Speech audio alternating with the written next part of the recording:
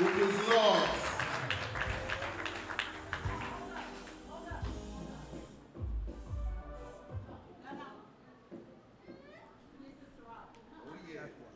Who's thankful to the Most High? Forgive you out all your trials and tribulations. You could have died in sin, but he gave you himself so you can win against the evildoers of this world, the evilness of this planet. There has been a war from the beginning before you was born. When the trumpets blast, it's wartime. Light against the darkness, and darkness cannot abide near the light. We have to eradicate that darkness. God, I'm trying to tell you that the Most High is not real. They're going to live their own life. That's why people don't want to follow God. Because if you don't follow God, you can live how the hell you want. Like I said, how the hell you want. Because it's a hellish way. So, we know the Most High is real. We know Yeshua is real. So let's bring forth that praise.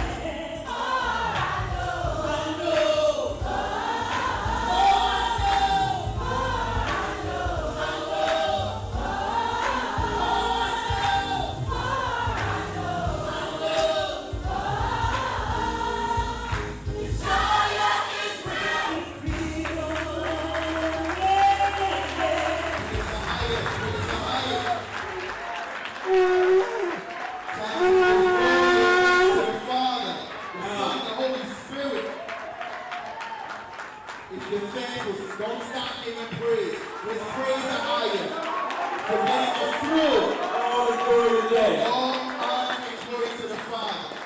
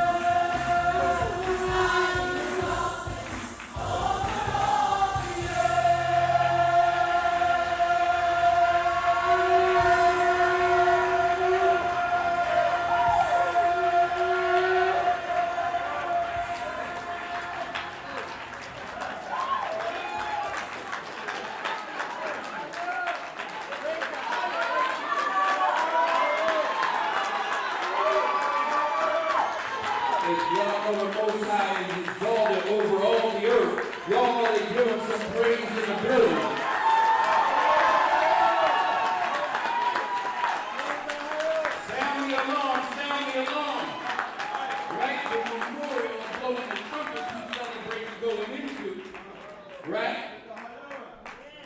So we must sound the alarm. Go ahead.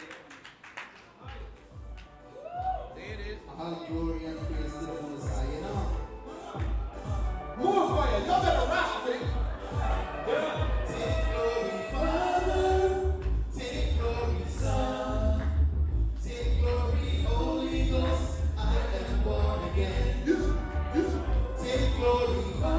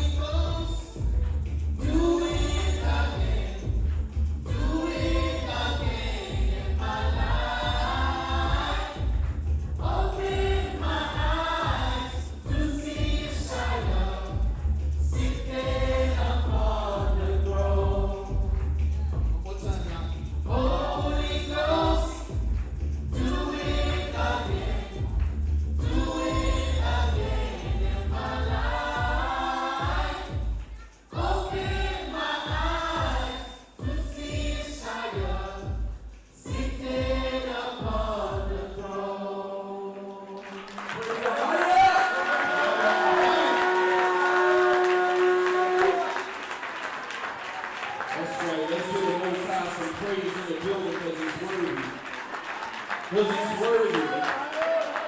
Keeping us from all hurt, harm, and danger throughout the week. He's worthy. And worthy to be praised. Especially on the Sabbath day. Especially on the Sabbath day. Sustaining us from year to year. The Most High is worthy. You understand? We ought to give it up for our higher, right? And the beautiful son of Shire, ever will watch the die, right? We supposed to be sounding alarm, man. It's festivities, man. Come on now.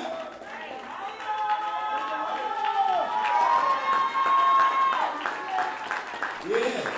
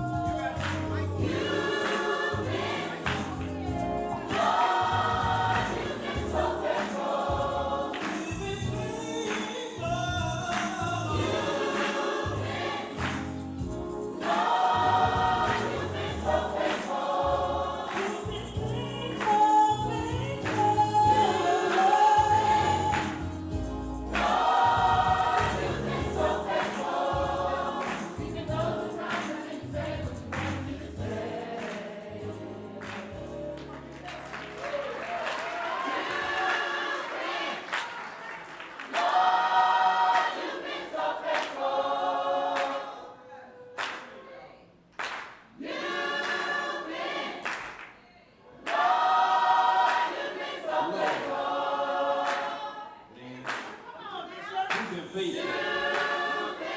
I'm saving my glory for something.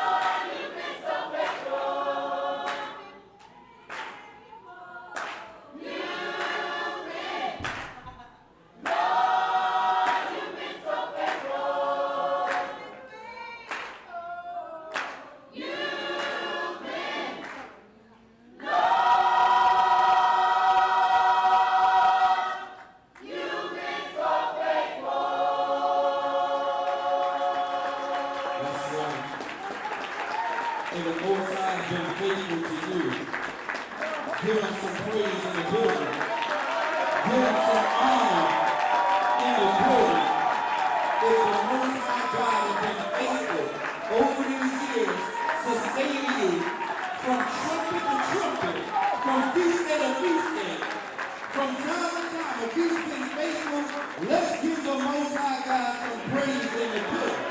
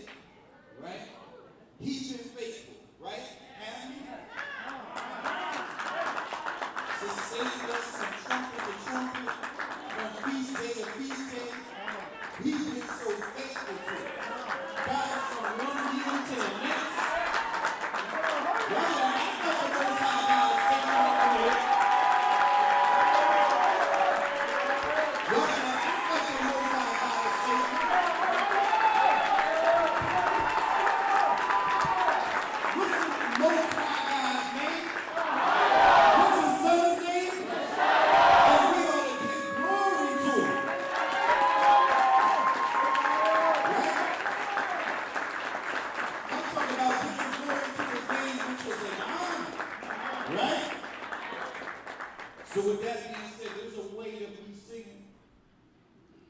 And a way, hey, so when it comes to giving glory to his name, you gotta don't be playing around with my God's name, because there's power in the name of the Most High. You gotta give glory to him. And serve the Lord.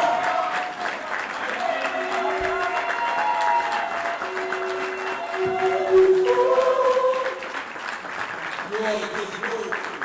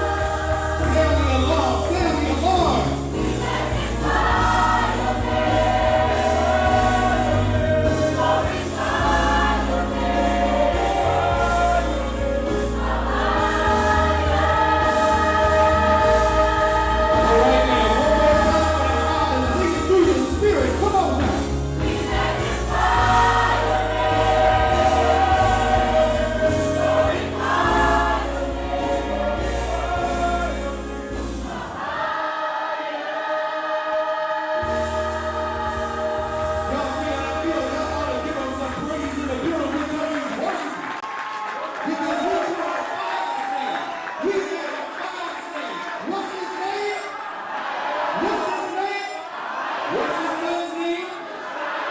Oh, man. It's an honor. It's an honor.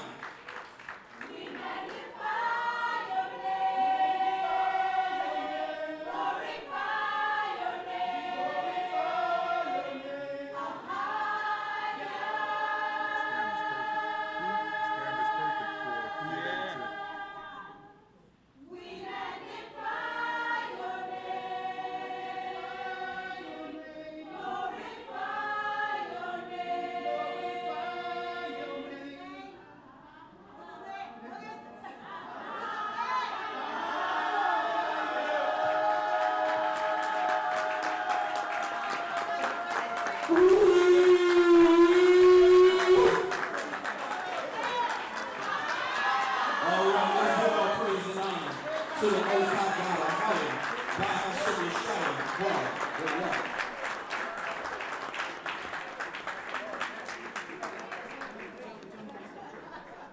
Thank you. All right. What a praise.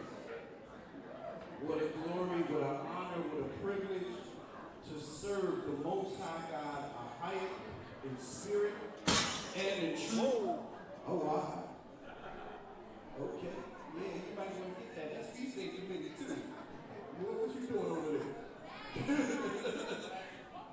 Right, you in charge, right? You in charge of the feast day committee, right? It's all right. The brothers got it. The brothers got it. Okay. What's up, son?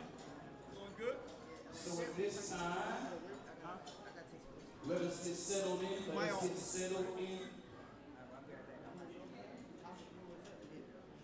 As we want to segue in to the meat and potatoes of what we come for, and that's the word of the Most High. Huh?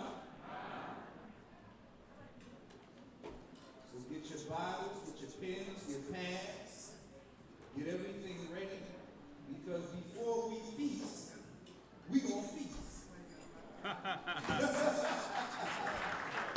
You understand? Right?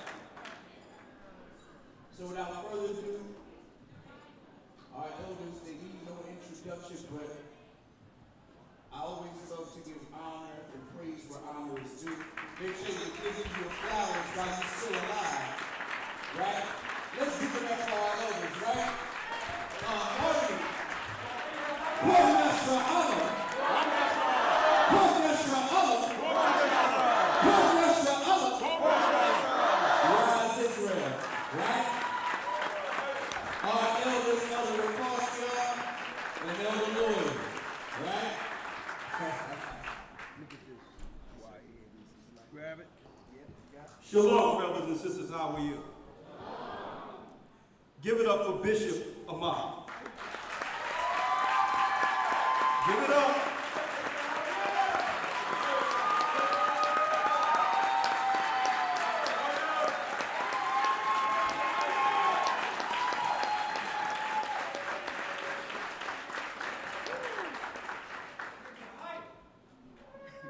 Okay. And also, you know, we don't say partner in crimes around here. We say partners in Christ. That's right.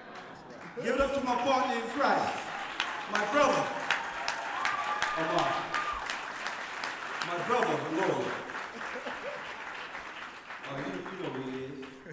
It's okay. All right. Shalom, brothers and sisters. How are you? All praises be to the Most High. Let me turn the volume up here a little bit so they can hear me. All right. Wish I had a microphone stand holding this thing. We're going to straighten everything out. How you doing on this lovely, blessed feast? Doing well?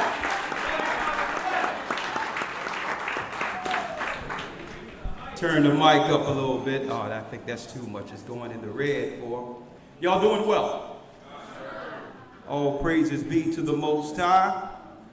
I'll tell you, It does my soul good to see the beautiful children of Israel on the feast day of the Most High. Right?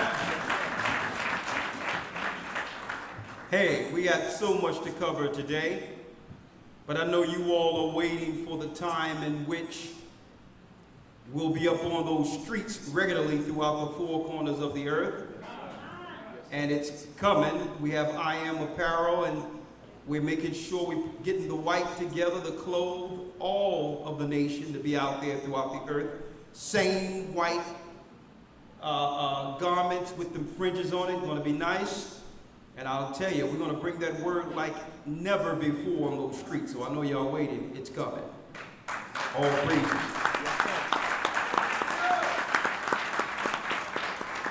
During this transition,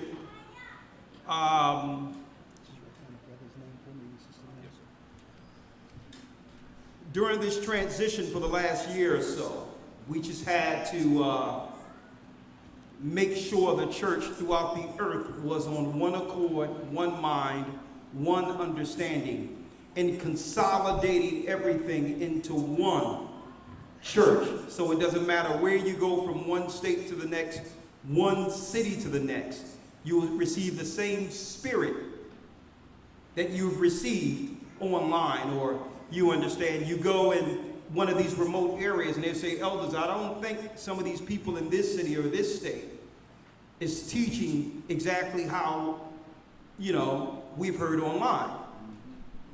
So we had to take some time before we move this thing to the next level, to go from one state, one city to the next, to establish the word, the established church correctly in each city. Still a few more, a little shaking is going on in certain areas, but it's for the good.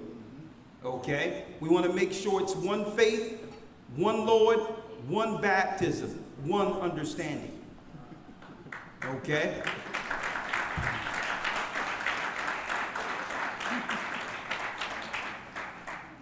There's a few things I wanted to go into tonight.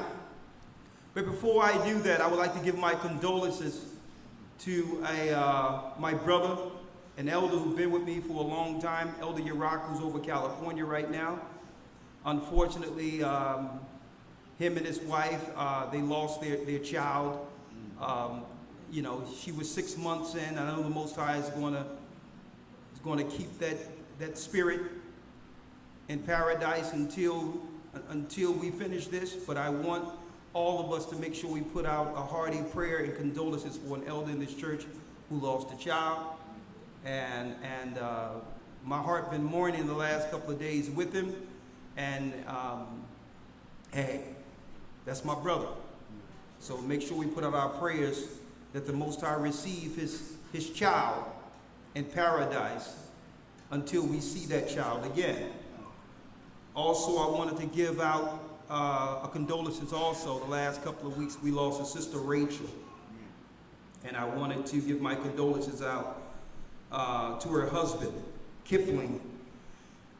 They were struggling with her cancer for a while, and now, the chemotherapy and all those things, and eventually the Most High took her, but we know we'll see the sister Rachel again.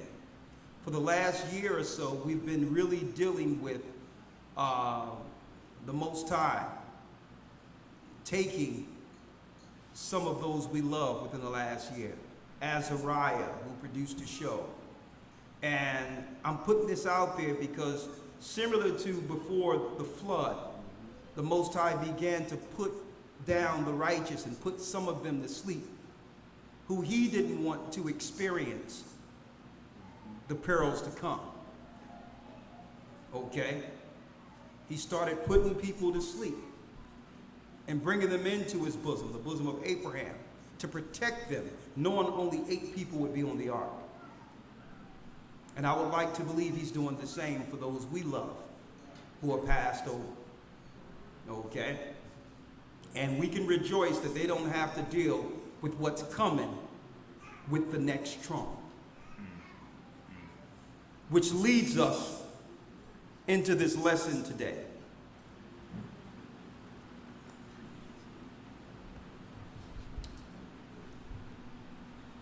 The broadcast last Wednesday, we made sure when we went into the second Esdras that what was emphasized is not to let our sins weigh us down.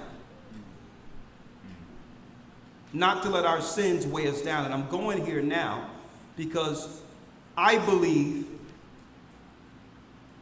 to every degree, when someone is passed over that's close, that's a trump within itself.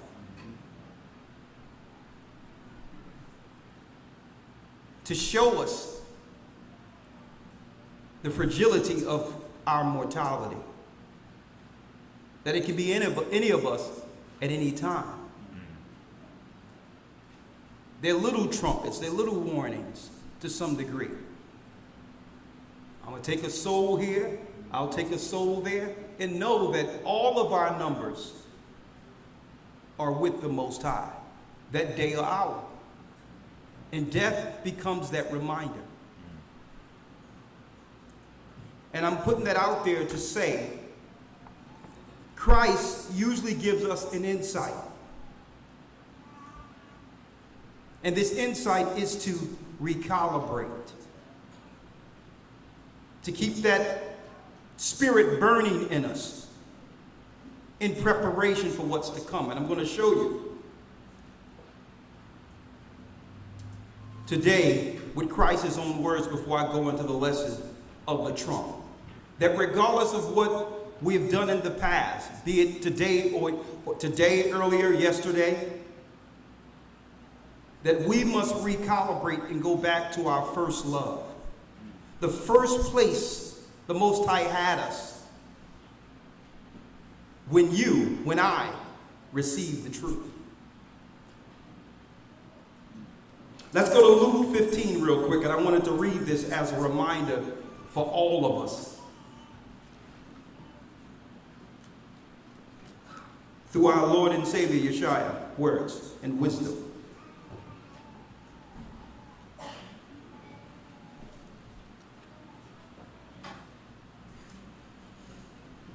Let's go to Luke 15. St. Luke chapter 15, verse 1. Yes. Then drew near unto him all the publicans and sinners for to hear him. And the Pharisees and scribes murmured, saying, This man receiveth sinners and eateth with them. And he spake this parable unto them, saying, What man of you, having 100 sheep, if he lose one of them, do not leave the 99 in the wilderness, and go after that which is lost until he find it? And when he hath found it, he layeth it on his shoulders, rejoicing. And when he cometh home, he calleth together his friends and neighbors, saying unto them, Rejoice with me, for I have found my sheep which was lost. I say unto you, that likewise joy shall be in heaven over one sinner that repenteth That more. over what? Joy in heaven shall be over one sinner that repenteth more than 99 just persons which needeth no repentance. I need y'all to examine that for a second. All of us. Right? That the angels rejoice. When one sinner comes to the Most High, the whole heaven stop and celebrate. Over 99 of those who are already in the fold. And I'm saying that to say this, brothers and sisters. Part of the recalibration and getting the church together under one mind, one faith, one baptism, is to make sure at the end of it, we go and get that one that was lost and bring them back into the fold. That's part of it. Also, the fact that we can't prejudge matters by looking and saying, well, hold up, he or she is sitting with someone who the Most High may not approve of. Without understanding the Most High's act or action in all of this, prejudging, not realizing that the Most High is using you to work on a brother or sister who the angels may rejoice over in due time. That's right. Y'all understand that? So the publicans were always examining things from the outside with a carnal mind and a carnal eye, without seeing the big picture. We hope through this church, you brothers and sisters, all of us can overcome carnality and see the big picture. And that's what Christ was showing the Pharisees.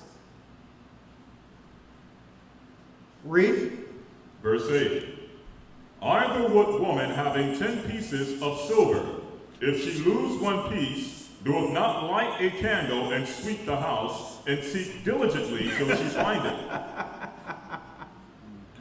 And I've seen that. Growing up, mama lost a few dollars. Now, it's not that she don't have a lot of money on her mattress already. I knew exactly where she held it. Right on her side where the other pillars were. She would clean up the whole house to find $10 or $15, and I know she got a stack under the mattress. So how would she find it? She would have to clean up to find what was lost. And the example is what Christ has given us here. You clean up and then you get to see everything to do what? To find what was lost. That's the ministry. It's not that we don't have people in preparation for the kingdom already, but what about our brothers and sisters out there who need us? So it's recalibration time from one trunk to the next. It was first making sure the church was in one order, one understanding. A few other places we have to go into. Soon I'm going to go back to my hometown. I was born in Lake Charles, Louisiana. Go out there in Louisiana, get on those streets for a little bit and talk to the people and let everyone know this is full circle for me. In other areas we have to go and establish the church correctly. Who didn't have an opportunity, for those who didn't have an opportunity to see how we operate one-on-one in these remote areas. Come on. Verse 9. And when she hath found it, she calleth her friends and her neighbors together, saying, Rejoice with me, for I have found the piece which I had lost. Likewise, I say unto you, come on, there is joy in the presence of the angels of God over one sinner that repenteth. Come on. Verse 11. Come on. And he said, a certain man had 2 sons. Now I really need you to examine this, brothers and sisters. Because the Most High, Christ is bringing this parable so that we can see ourselves not in just one son, in both. He had 2 sons. Read. Verse 12. And the younger of them said unto his father, Father, give me the portion of goods that fall unto me. And he divided unto them his living. Come on, because you know the sons get an inheritance. So he would split his inheritance, right? So the son is saying, well, listen, I'm your son. There's a certain inheritance that come to me, be an heir. Read. Verse 13. And not many days after, the younger son gathered all together and took his journey into a far country, and there wasted his substance with riotous living. Now check it out. He gave one son a portion, and the son did what was right with it. Now both of the sons understood the same knowledge and understanding. They both were raised to fear and know the Most High. One did what was right, but the other took what the father gave and did what? Went partying, went worldly, not appreciating the inheritance. Read. 14. And when he had spent all, there arose a mighty famine in that land, and he began to be in want. Exactly. He went and wasted and spent everything he had. Now, the famine comes. Everything his father prepared him for. Everything his father prepared him for to make it through this time was wasted. A famine. And guess what? A famine is coming. But I digress. Keep going. Verse 15. And he went and joined himself to a citizen of that country, and he sent him into the fields to feed swine. Come on. And he would fain have filled his belly with the husk that the swine did eat, and no man gave unto him. Now check this out. He had everything. He could have had everything, riches, power, if he just followed his father, invested right, and did the right things as taught. But he wasted. And what happens? Now he have to clean up the slop just to get by. Lowly jobs and doing things that he don't even have to do. He's cleaning up after the pigs now. After all this inheritance and rich knowledge and understanding that was bestowed on him through his father. Check this out. Read. Verse 17. And when he came to himself, he said, how many hired servants of my fathers have bread enough to spare, and I perish with hunger? How many, listen to this. How many hired servants of my fathers have bread enough and to spare? Those who did right have more than enough. And I perish with hunger. When he was above the servants in his father's house. That's right. 18, read it. Yes, sir. Verse 18. I will arise and go to my father, and will say unto him, Father, I have sinned against heaven and before thee. He says, listen, I'm going back to my dad. And I'm going to admit, I've sinned before the God we serve. I've done wrong. Come on. Verse 19. And am no more worthy to be called thy son. I'm not even worthy to be called thy son. Wasting my time, wasting my finances, wasting the rich wisdom my father raised me with. Read. Make me as one of thy hired servants. Dad, can I work for you?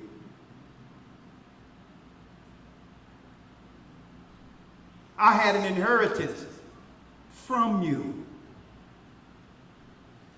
I'm supposed to be over the servants. Dad, can I have a job? That's humbling, isn't it?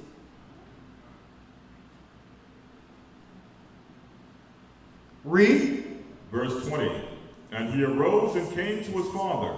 But when he was yet a great way off, his father saw him and had compassion and ran and fell on his neck and kissed him. And the son said unto him. You know what? Because a father's love to his son, to almost every degree, is unconditional.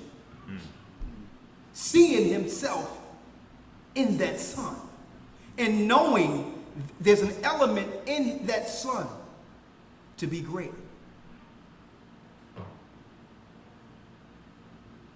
There's an element in them, in that son, to serve the Most High righteously. And you know what?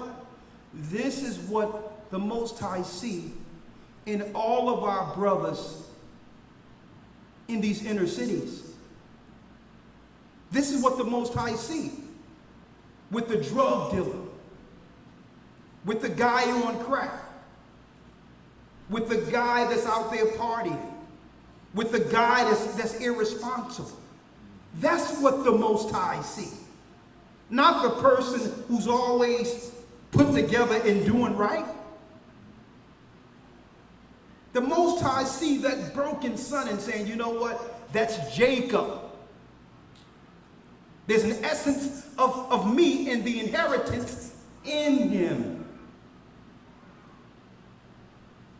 It's an unconditional love. And to every degree, we have to begin to overcome that stereotype. When I hear the black man ain't this and the black man ain't that, the Most High don't feel that way. He sees that prodigal son that's lost, that had everything and wasted for a time, but want better. But we feed into the system's stereotype against the men the Most High will use to save the world.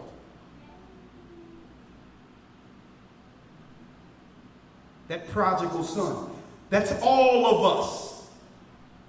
That's all of us.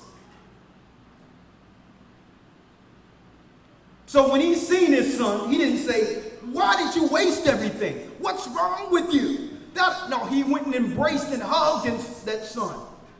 Kissed that son, saying, "Listen, you didn't have to clean up the slop. I was always here.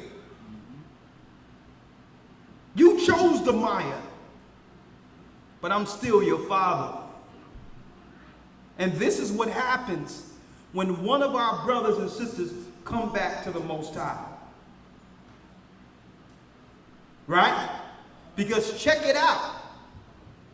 When all of that experience, all of what you would call of that lesson, had that son realize, he didn't say anything about him sinning against his father.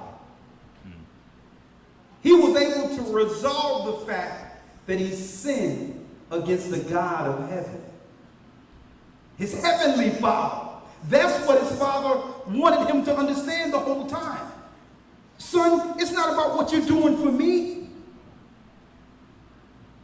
All of us are servants, and I'm doing my lot, and you must do yours for the same God. And continue for the Most High with me. With me. And that's how it should be examined.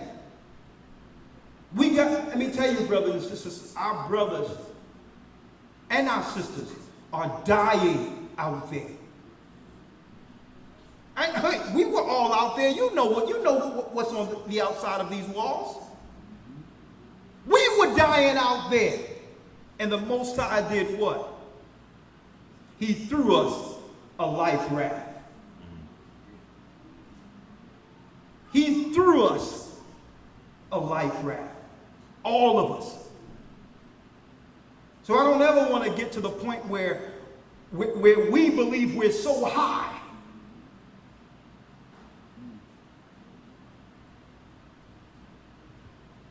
to the degree in which we're looking down at our brothers or sisters on the outside of here, because why?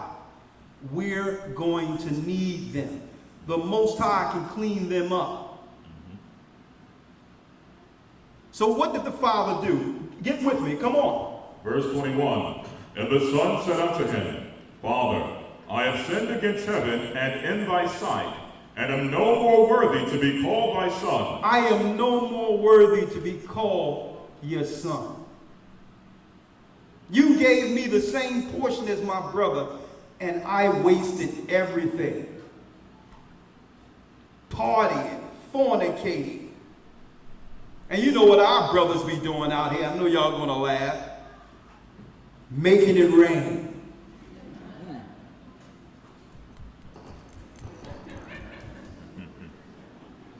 And you notice they glory, and it's a shame when you look on these videos and look online, it's a shame how only amongst our people that lifestyle is glorified. As if they want to see us in a shameful posture. You notice that? There's no financing of royalty and class. And what I'm witnessing right here before me, brothers and sisters in all white, violet flowers on the table. nice cold water, a feast behind you for the trumpets. What are we looking at here? We're looking at a royal nation. And you understand?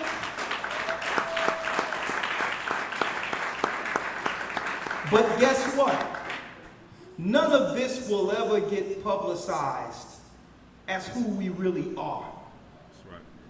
But what we're witnessing here is a microcosm of that kingdom, of that place when you read in Revelation, the 7th chapter, where you had a multitude in all white with palms, praising and thanking the Most High. Those that were brought out of tribulation. This is a microcosm of that, folks. This is what the Most High see in us. And this is what we have to work to have our brothers and sisters on the outside of these doors see. You understand?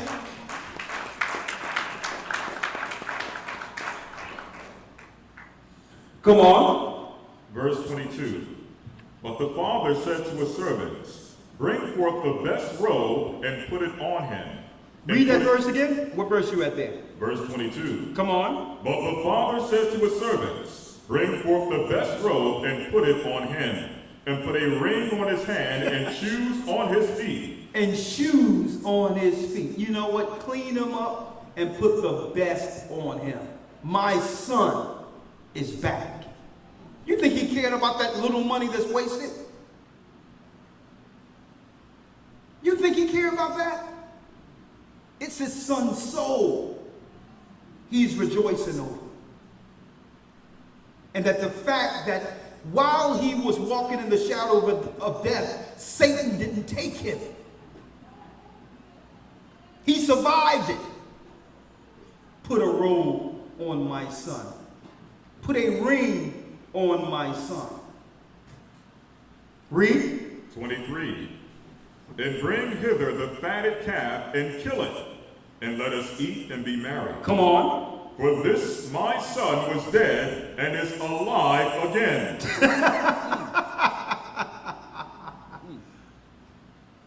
Think about his father worrying day and night, knowing the end of that lifestyle. Understanding that many people that he warned his son about have passed over doing less. The son, even though the father is stoic and holds himself in a calm posture,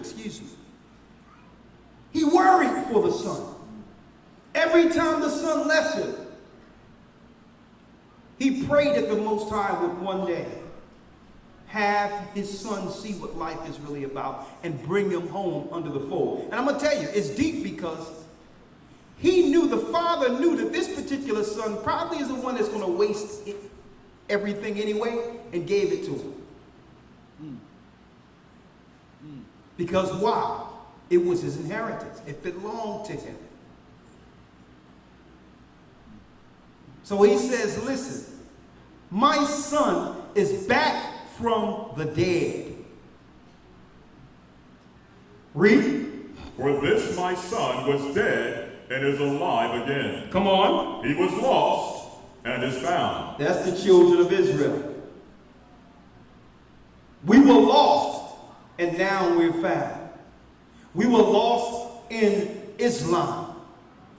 We was lost in pagan Christianity. We were lost in Africanism and pro-black ideology. We were lost in witchcraft. We were lost in sorcery. We were lost in sin.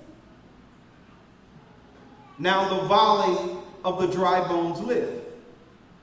The children of Israel. Read on. And they began to be merry.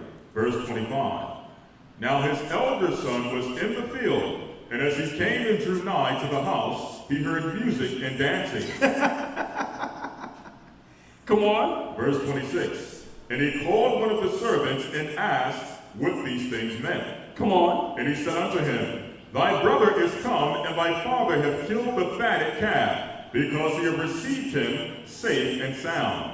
And he was angry and would not go in, Therefore came his father out and entreated him. Now the other brother is angry. Why? Because his other brother was the golden child. He always did what was right. Right? He listened to the father. He didn't go out partying and disrespecting the Most High and doing things he knew was wrong.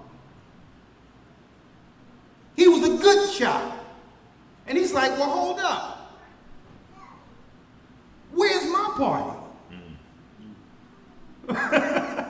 Where's my party for doing what's right and not going out there wasting my life like my pugilant, disrespectful brother? Right? Come on. Verse 29. And he answering said to his father, Lo, these many years do I serve thee, neither transgressed I at any time thy commandment, and yet thou never gavest me a kid that I might make merry my friends.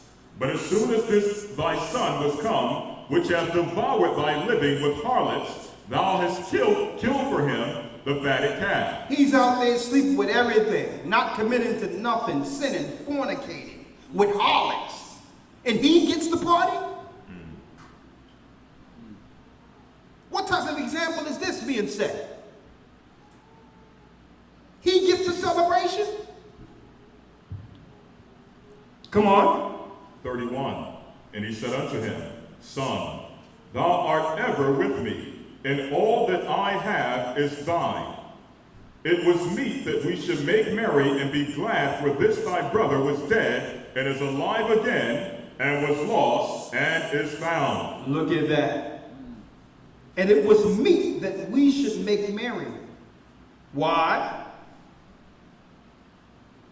And be glad, for this thy brother was dead. He was dead. And is alive again. And is alive again. Read. And was lost and is found. And was lost and is found. That's why the angels rejoice when one of our people who were sinners, killers, adulterers, murderers, whatever the case might be, when one of them come back to the Most High. And this is why the angels rejoice, because of this parable. And why is Christ mentioning this to the Pharisees, the scribes? Because they're walking with a judgmental eye without seeing the big picture. To understand that at one time, folks, that son that was lost is all of us. It's all of us, folks. It's all of us.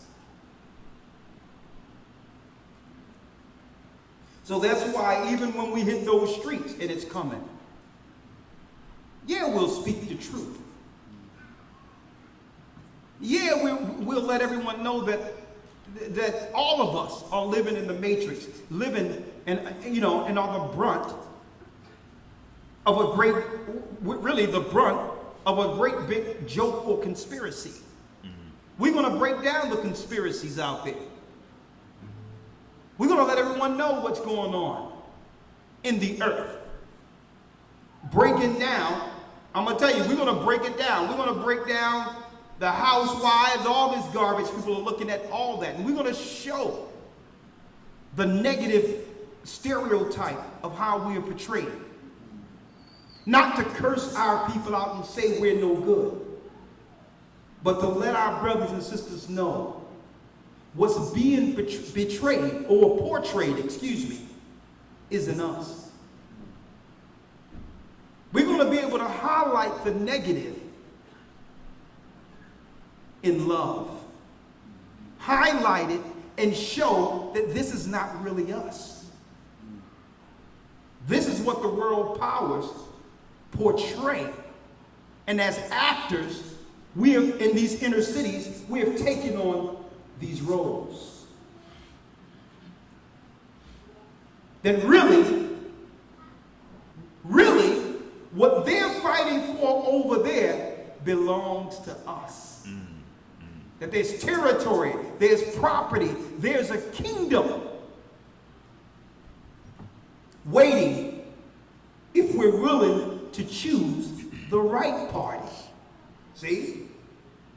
Let me tell you, the disobedient son had a party anyway. In righteousness. Not rioting, not killing, not amongst sinners, not through harlotry and whoremongering. He had a party anyway.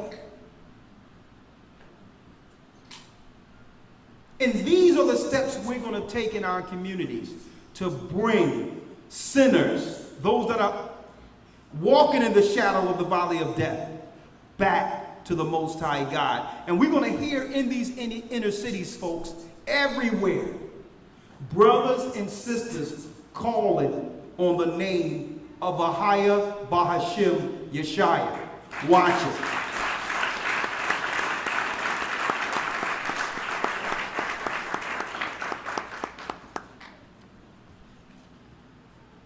I'm going to ask you, and I know the answer already. Are you going to help us with this? Praise the Most High. Praise the Most High. Now let's go into the lesson, the memorial blowing of the trumpets. Let's go through it. Praise the Most High. I wanted to give you that parable because that's all of us, folks. It's time for us to remember our first love and get back to where we were when the Holy Spirit revealed itself to us and compelled us to do what? To dive into this word and find the Most High.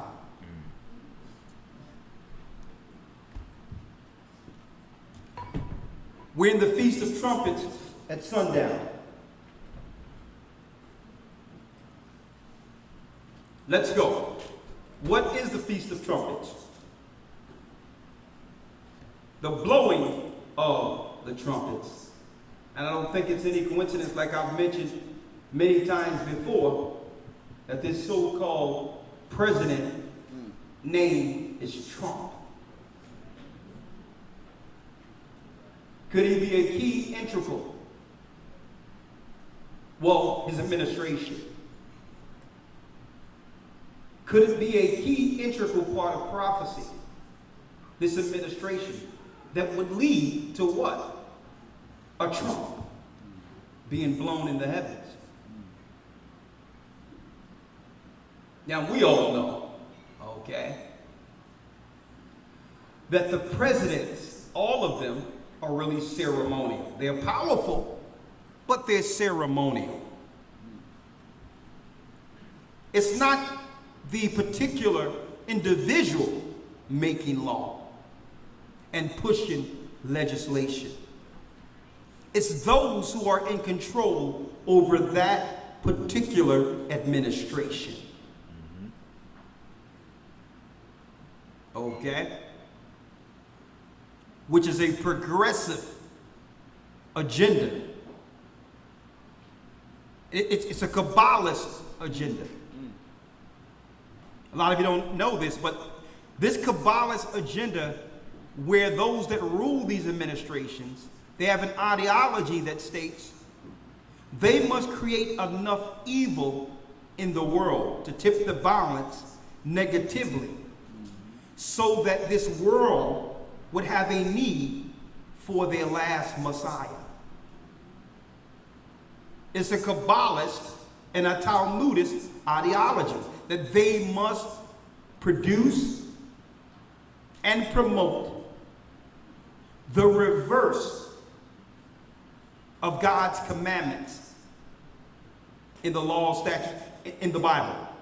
They look at the Bible and see what the Most High say we should do, and what they do in turn is promote the reverse.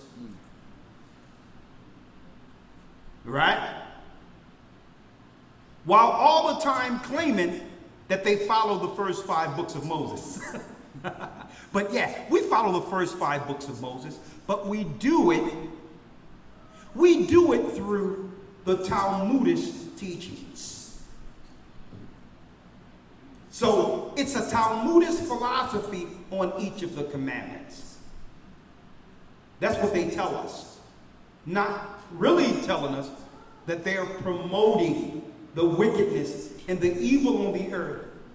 To do what? To bring forth an ideology that would tip the scales negativity in the earth, and sin to the degree in which a savior is necessary. But not our savior. They don't believe in our savior.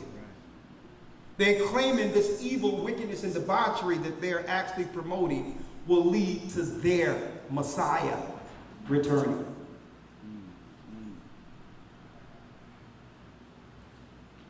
I need to go into that one day on the radio and invite one of their guests. Let me see if I get one of the guests who was once a part of that. I was checking some of that out this morning. See if I can get one of their guests on to spill the beans. But there's a reason why, especially when it comes to our people, they promote buffoonery, wickedness, sin. There's a reason for that. And some of us out there on the other side, I like to mention some of the music business I did in the world and all that before the Most High revealed the truth.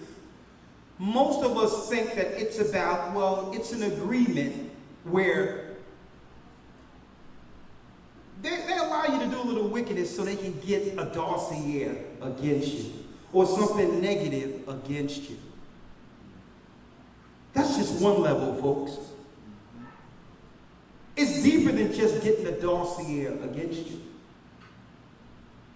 It's about having you promote the sin and become an idol, knowing that if you are sin before the people, they can produce 100,000, 200,000, 1 million fans who desire to be the same thing. It's about presenting an idol before you to follow. And the sin of this person is transferred out into the masses through media, and they can make what? 100,000, 200,000 people who think that what R. Kelly is accused of is right. Yeah, let's let him go. We know what he's doing. As a matter of fact, who do you think set up the parties? Who do you think let the girls backstage? Who do you think did all this? Who do you think sheltered him the whole time?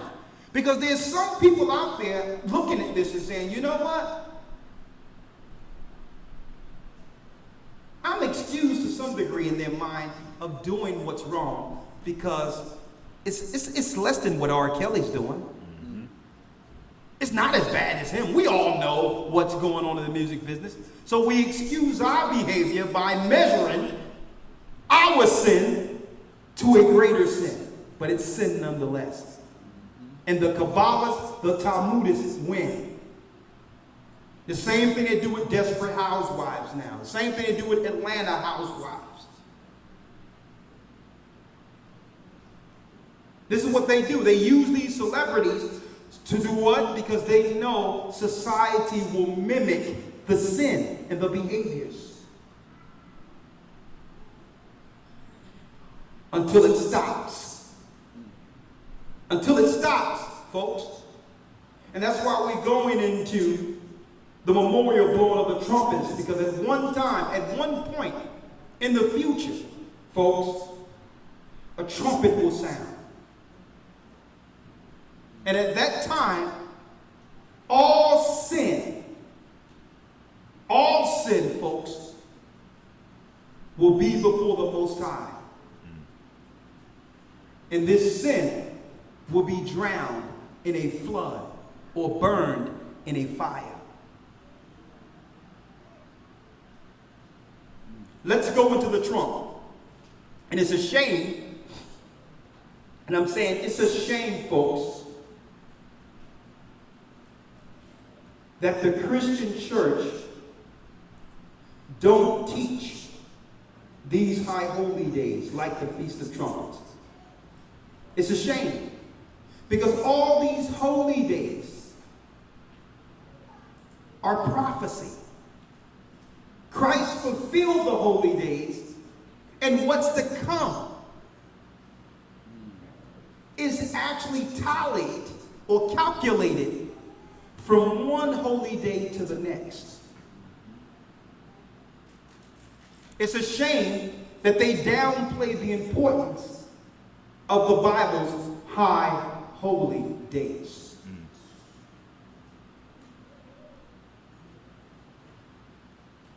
The Feast of Trumpets.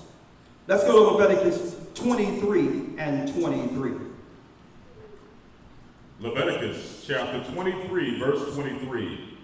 And the Lord spake unto Moses, saying, Speak unto the children of Israel, saying, In the 7th month, in the 1st day of the month, shall ye have a Sabbath, a memorial of blowing of trumpets, and a holy convocation. And a holy convocation, a holy gathering, like we have today. And this is going on throughout the four corners of the earth with the gathering of Christ's church.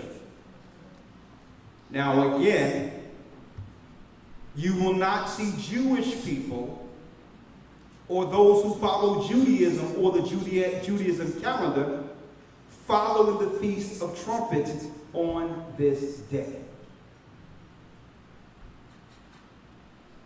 Okay? We're like the loners, the outliners who are doing things on the outside of what they're doing with the Israelites and what they're doing under Judaism. Why?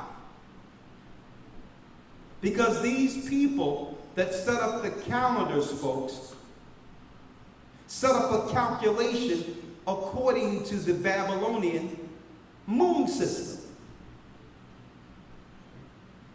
That's why you'll never see any of these groups or the Christian, the Christian church don't know. They celebrate Christmas and Easter, which is Babylonian in its own right. But the Kabbalists, the Talmudists, folks, have a Babylonian moon system. So what they've done is took our holy days and began to use its name, the holy days, but would calculate according to the Babylonian moon days. And that's why the Most High tells us in the book of Amos that he would no longer hear our prayers and sacrifices on those days, because we would make the Most High's day a profane day by doing it what? At the wrong time. And that's what we're seeing under Judaism. How do you know the right time? Common sense would tell people, and everyone claimed to have some certain knowledge and understanding and wisdom. Common sense would tell you that the Most High reckoned a calendar year through Sabbaths. There's 52 Sabbaths in a calendar year, which calculates to 364 days. Period. And if anyone go off of that time, even one day, you will throw off the holy days that were actually proclaimed in the beginning during creation. The same times that we celebrate these holy days, there were past events in creation at that same period in which the angels sat to have a convocation in the heavens. Okay? Why am I putting this out there? Because the trumps are actually on the schedule of that same calendar of Sabbaths. Last trump, last trump, last trump. Who would know what a trump is? Those who followed and learned the laws, statutes, and commandments coming out of Egypt, who had the memorial blowing of the trumpets. See?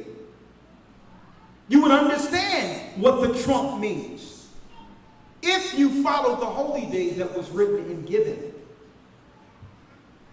as a sign And then you have Revelation breaking down what? The 7 trumps. Well, all these are aligned on feasts. So the same time we're doing this, when the sun go down, guess what? The angels will have a feast.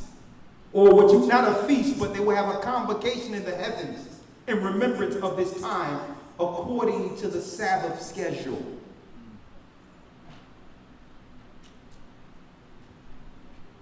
And guess what? The Jewish powers know this. Let me drop something on y'all real quick. And I'm going to bring out this even more, folks, on a higher level once we go into the lesson of Christ's last 7 days. But let me drop something on you. Right? Check this out. You notice the Kabbalists have this thing where they do certain events on September 11th, 9/11, 9/11, 9/11, right? 9/11. That's deep in itself. Because that 9/11 usually fall what? In September, right? September is the time, going into September, usually is the time of all the holy days. The trump, like we have now. 10 days later from the trump, you have what? Huh? The Day of Atonement. 9/10, right? Sundown 10th to sundown 11th is the Day of Atonement. 9/11. It all goes back to the atonement. And they create disasters at that time. Why? Because that 9/11 emphasized a judgment of horror against them. And the atonement is for us. So this is how, and they couldn't do this unless they knew the original Sabbath calendar. So the Most High before the end is putting everything back in order. Where if we want to follow the Passover, it's going to be the same Passover of Christ.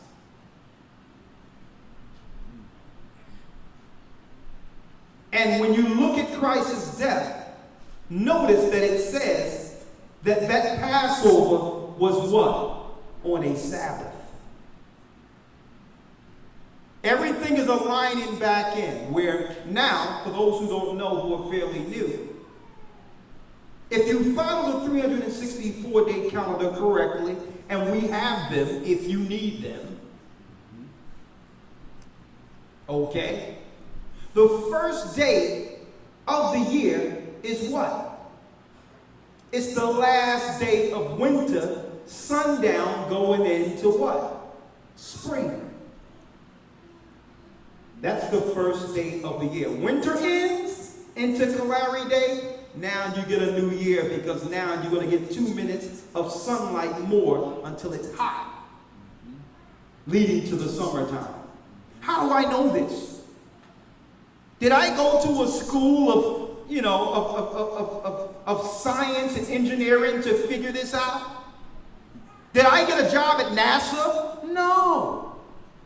The Naval Observatory of Science, did they give me a degree to know that? No. The Most High gave the cycle to Enoch. Okay? He gave it before the flood, that cycle. Enoch gave it to Methuselah. Methuselah gave it to Noah. On and on and on, we had the correct cycle. And then the Most High said, you better not offer those 364 days. Because they will think, like it says in Daniel 7, to change times and laws. What times? The time I gave you to observe my holy days. They will be for signs in the last days. So common sense will tell you, boom, winter is done, based on equal parts night and day. 14 days later, from that time on the 14th day is what? Passover. You count 7 days, one Sabbath. The second Sabbath of every new calendar year is Passover. And guess what? The Passover will fall at a fixed time, Friday sundown to Saturday sundown every year. Now that we got that together, we can now go into Leviticus and read all the holy days and know that all of these days fall what? At the same fixed time every year. Regardless of what the Julian calendar says, or the Gregorian calendar says, or the Babylonian Ethiopian calendar says. It doesn't matter. Or what the Chinese calendar says. It doesn't matter what they do. We're following a 364-day calendar. Why? Because the Lord said, remember the Sabbath to keep it holy. If you can remember the Sabbath, remember 52 of them. That's a calendar year. And through it, you will find the same holy days the angels are reverencing in the heavens at the same time. And that's why you'll never see the Day of Atonement, the memorial blowing of trumpets. You'll never see the day we follow being followed the same by Jewish people, because they follow the Babylonian calendar. Give me Amos 5 real quick. Let me break that down real quick.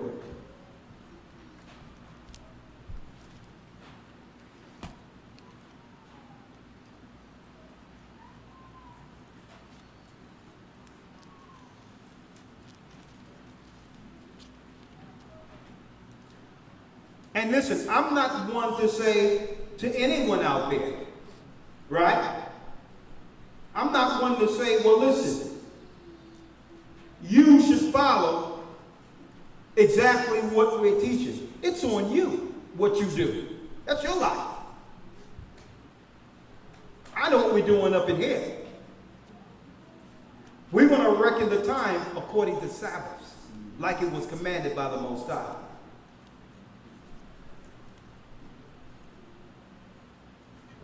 Let's read it real quick, Elder Lloyd. Yes, sir. This is Amos 5, verse 21. Yes. I despise your feast days. Now the Most High gave us feast days. So why did he tell the priests, the children of Israel, in Amos, why did he state that he hate and despise our feast days? You know why? We begin to reckon them at a different time after falling in the Babylonian rule. We began to switch things up and make it Babylonian, but yet call it trumpets. Call it Passover. The Lord is saying, nothing is happening in the heavens on these days you're doing. You're off course by forgetting the Sabbaths. Read. I despise your feast days. I despise your feast days. And I will not smell in your solemn assemblies. So when you come together, he will not smell in your solemn assemblies. Because why? At this time, we fell and was doing things under the Babylonian rule through a compromise. Sound familiar? Where you would have a man of God stand publicly with no shame and state publicly, well, I know that Christmas isn't Christ's birthday, but I sanctify those. We sanctify those. First of all, I need to know who's the we. And who gave you authority to do so. Sounds familiar?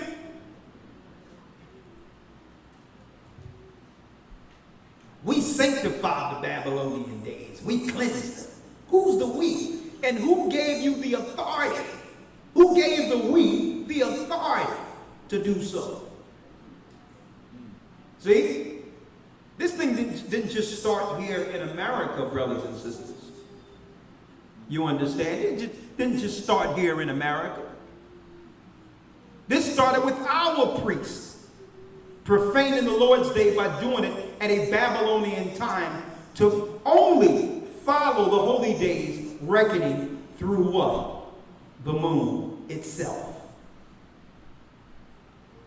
Now, how many of you, well, back, everyone has a phone now. I'm one of the old relics, still with a watch, actually.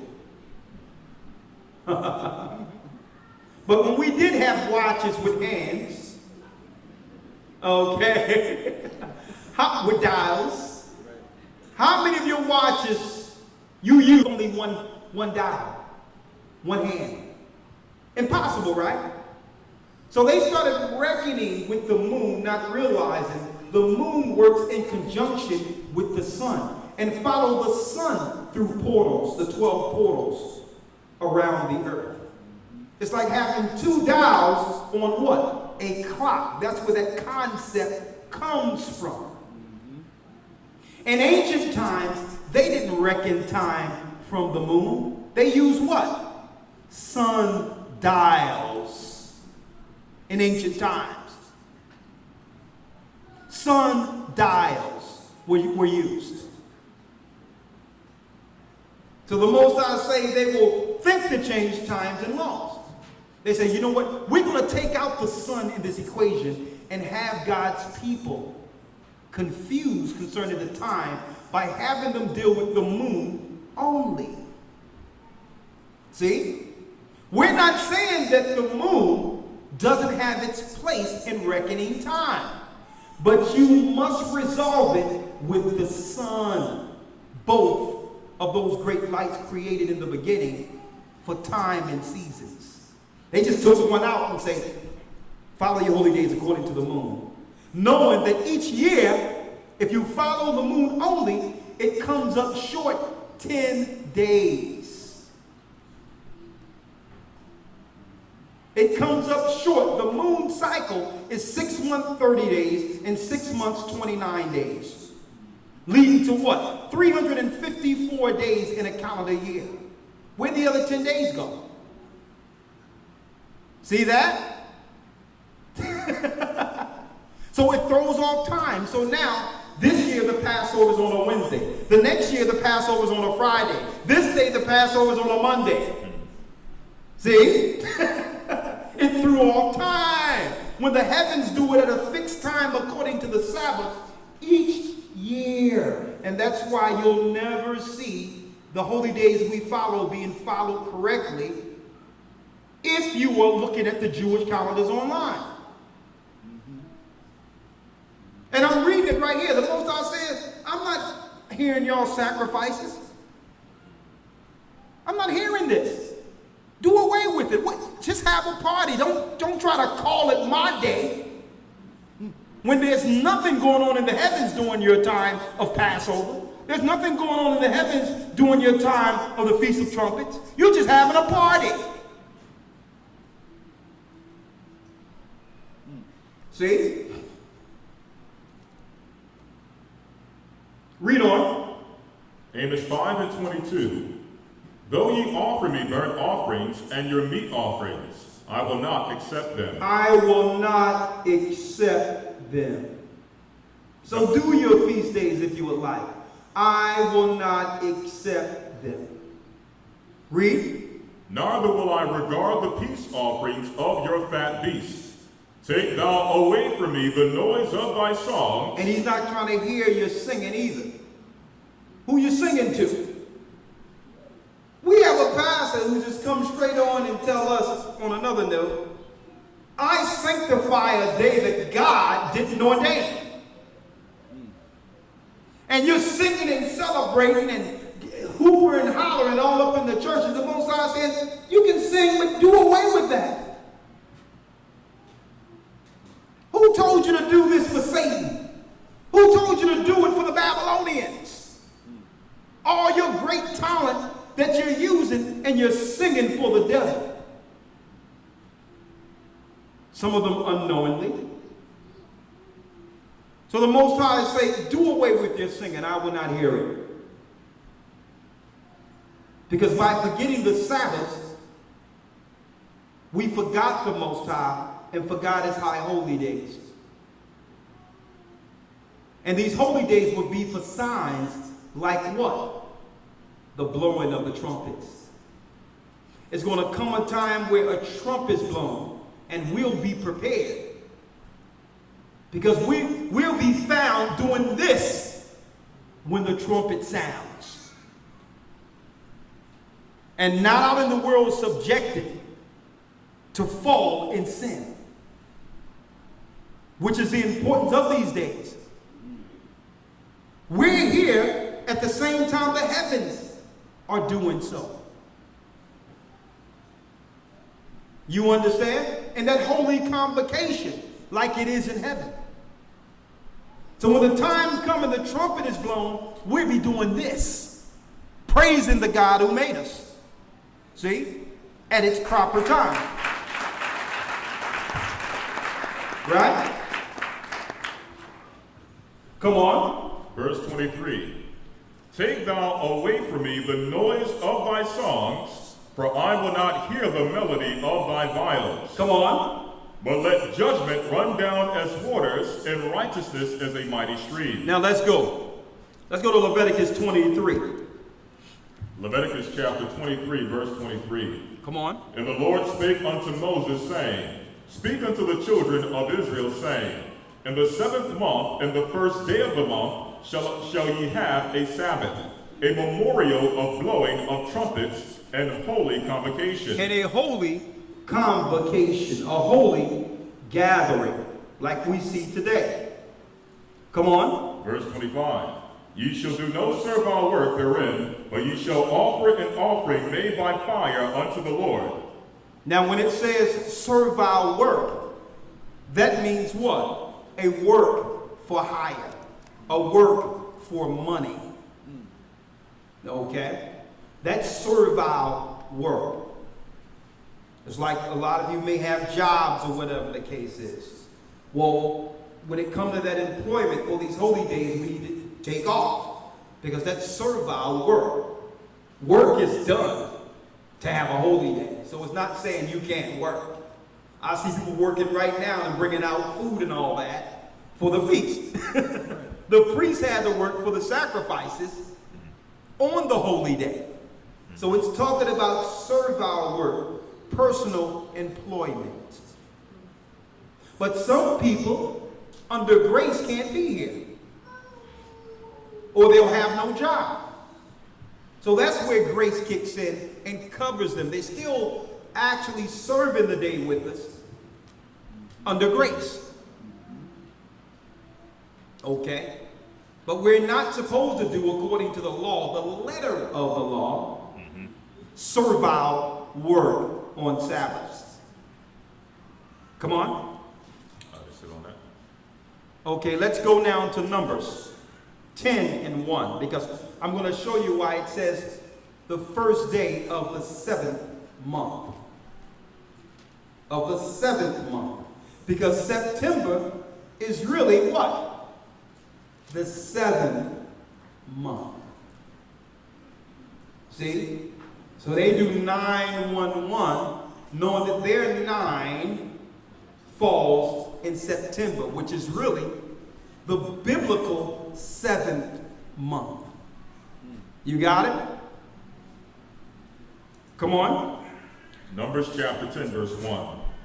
And the Lord spake unto Moses, saying, Make thee 2 trumpets of silver, of a whole piece shalt thou make them, that thou mayest use them for the calling of the assembly, and for the journeying of the camps. And when they shall blow with them, all the assembly shall assemble themselves to be at the door of the tabernacle of the congregation.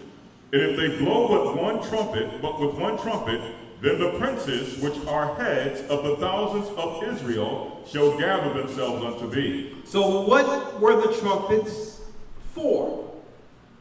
Okay.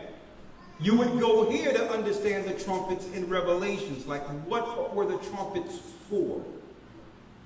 Pertaining to the children of Israel in the Old Testament. Right? Read that last piece again, when they blow them. Yes, sir. Verse number 4.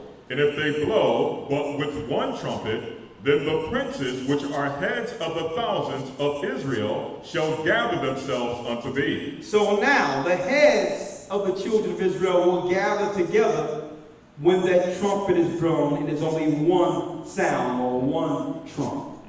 So the trumps were for what? They were actually for the gathering as messages to the people.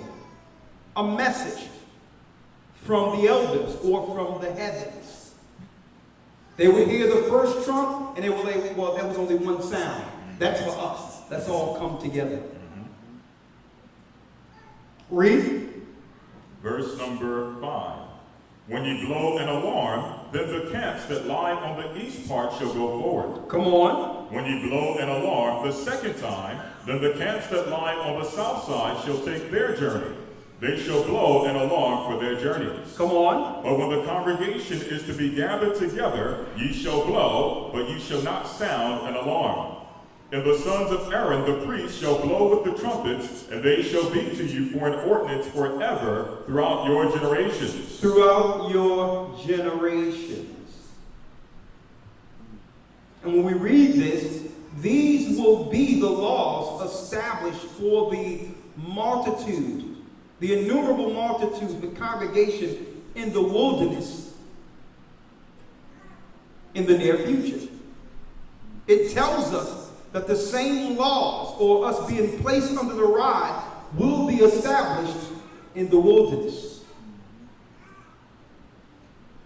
So it's best to learn what the trumps are now, what the trumpets are now.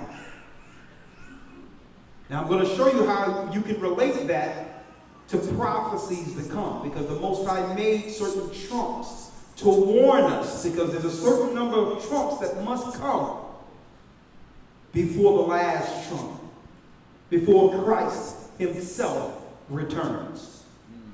No man know the day or the hour, but what does the Bible say? But we cannot be ignorant of the season. Of the season. You cannot be ignorant of it. But no man knoweth the day or the hour. Read. Verse number 9. Come on. And if ye go to war in your land against the enemy that oppresseth you, then ye shall blow an alarm with the trumpet, and ye shall be remembered before the Lord your God, and ye shall be saved from your enemies. Come on. Also in the day of your gladness, and in your solemn days, and in the beginnings of your months, ye shall blow with the trumpets over your burnt offerings, and over the sacrifices of your peace offerings, that they may be to you for a memorial before your God. I am the Lord your God. I am the Lord your God. To show you, each trump has a distinct sound or distinct number for a specific purpose. Right. Okay? Now that was actually instilled within the laws given to Moses. Right? You have an alarm to do what? Different functions. But there is one to warn the people against the enemy that's coming. Let's go to Isaiah 58 and 1. Isaiah 58 and 1.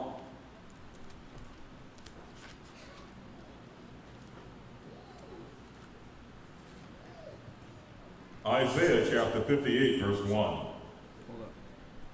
Yeah, that's it. Come on. Yes, sir. Isaiah 58 and 1. Yeah. Cry aloud, spare not, lift up thy voice like a trumpet, and show my people their transgressions. Cry aloud, spare not, lift up thy voice like a trumpet. Go out and warn the people. and show my people their sins, their transgressions, and the house of Jacob their sins. See? That's blowing a trumpet. Now, when we show the house of Jacob the sins, we're showing them in what?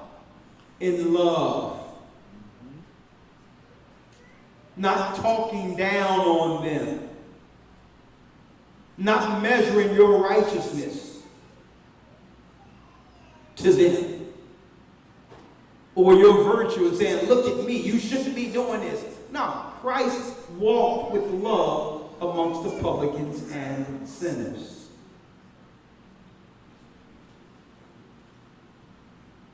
You have to understand that our people are in sleep, in a deep sleep, and to a lot of degrees are sick. Can you imagine someone going to a doctor, right, with a sickness, a cold, and the doctor looking at that person and screaming at them for having a cold? Why did you go down there? Where did you catch it at? You want to get me sick up in here? No. They look at the symptoms, and every doctor is usually, inherently, they have this spirit of patience, knowing the fragility of a sick person, temperance, and a certain care that comes with that profession. Well, guess what? When you're with this Bible and dealing with this Bible, you are a physician. You are a physician.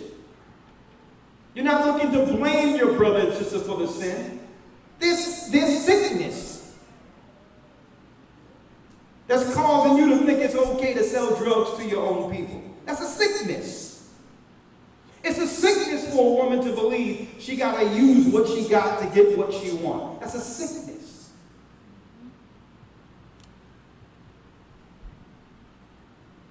So it's upon us with the Bible to look at these things and not, when it says, cry aloud, spare not, lift up thy voice as a trumpet. I remember being on those streets,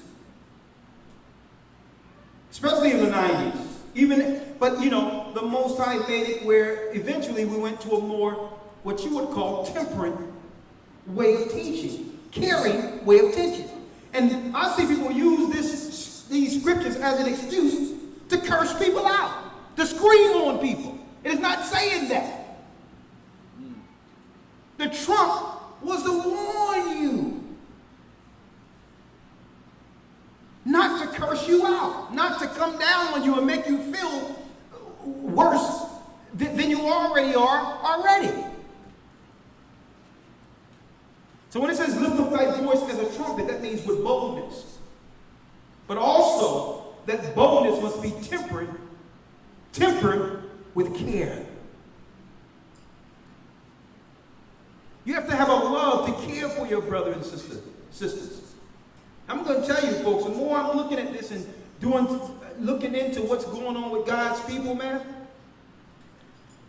all in these cities, man, a lot of abuse is going on that's leading to this. Mm-hmm. A lot of abuse is going on in our communities, man. A lot. A lot of hiding that abuse because what? Because of shame.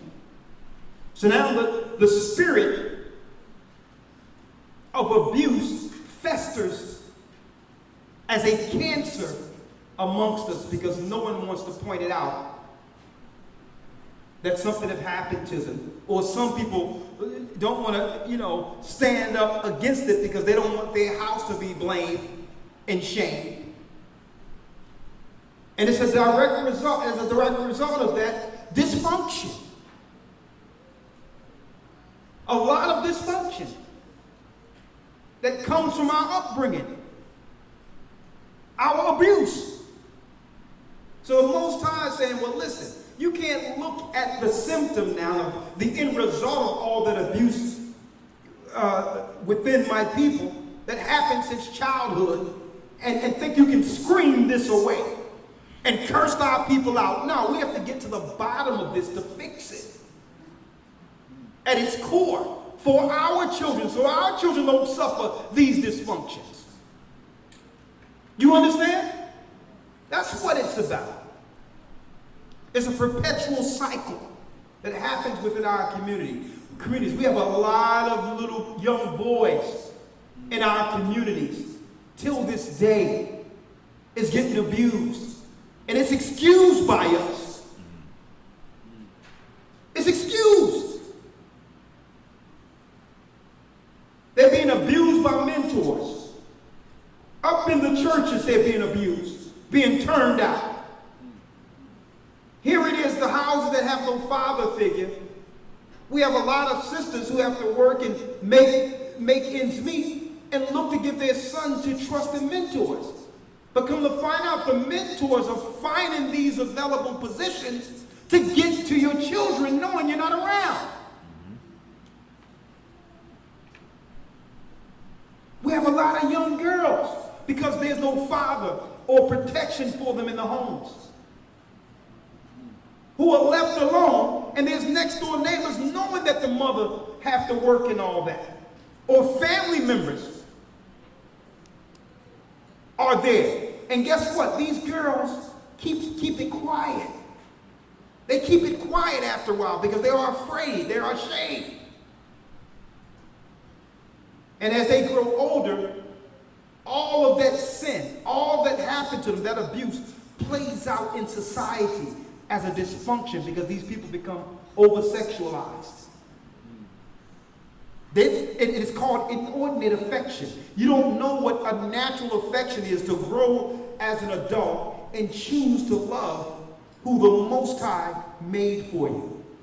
And it becomes an inordinate affection. And that is normal to them. So to scream out and just come down on someone is the wrong fix, because they don't have a true understanding of normality or natural affection. So Christ is saying we need to go to the brokenhearted, those that are ashamed, those that are living in sin, those are actually playing out and acting out their abuse. And because of the abuse, they are now the new abusers. We can't fix this by screaming on people. We have to understand that this is deeply rooted, probably from childhood. And get to that child, get to that person, that child that was abused, or left alone, or was rejected, and get to that person at that point to heal them and grow that young child or that young girl up. They just have grown bodies, but they're still stuck at that age of abuse. We can't fix this by screaming on people and blaming people.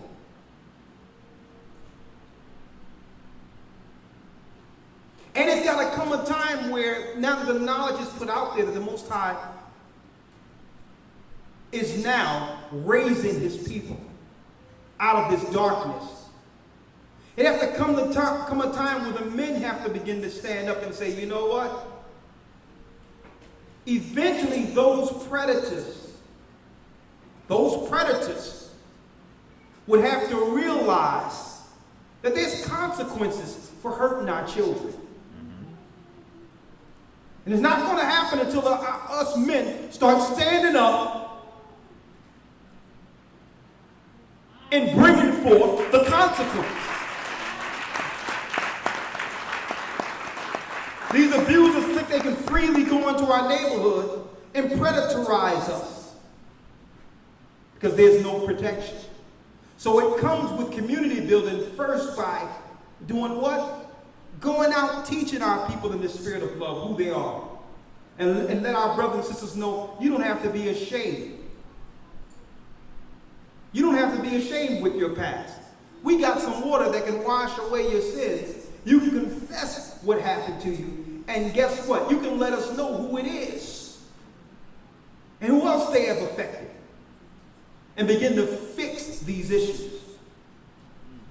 And the men will need to stand up to make sure it doesn't happen to not one child in our community going forward. But it first starts with us bringing this together, folks. Why am I saying this? Because when we go out in those streets, you have to understand, I'm not speaking of a small percentage of our community that have suffered abuse, folks. Especially with the majority, I don't know what the number is of the percentile of single homes right now where a single mother is raising children. And it's disproportionate in our communities. Something is going on in that house that shouldn't happen with the mother working 10 and 12 hours a day with no man around. Right? So when we go out there and blow the trump, we have to realize we're dealing with an abused people. Right? Come on. In Numbers chapter 10. Now let's go straight to Hosea 8 and 1. Hosea 8 and 1. Yes.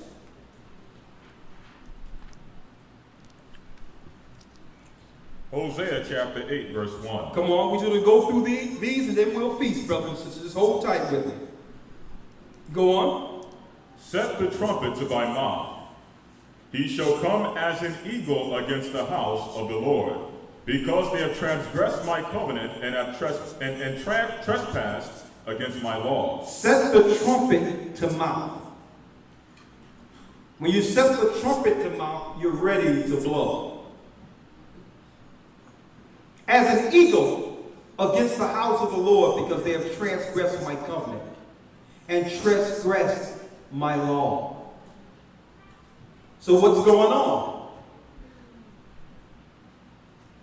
A trumpet was set in the heavens to blow for a judgment. Knowing that the judgment will begin first at the house of Israel. Yes, the Lord will judge the world, but right now, folks, throughout the four corners of the earth, our people is under direct judgment by the Most High. Right now. We are in direct judgment. He must purge us first. For us breaking the agreement. Right? Let's go to Hebrews 10 and 1. Hebrews chapter 10, verse 1. For the law having a shadow of good things to come, and not the very image of the things, can never with those sacrifices which they offered year by year continually, make the comers thereunto perfect. Come on. For then would they not have ceased to be offered, because that the worshippers once purged should have had no more conscience of sins.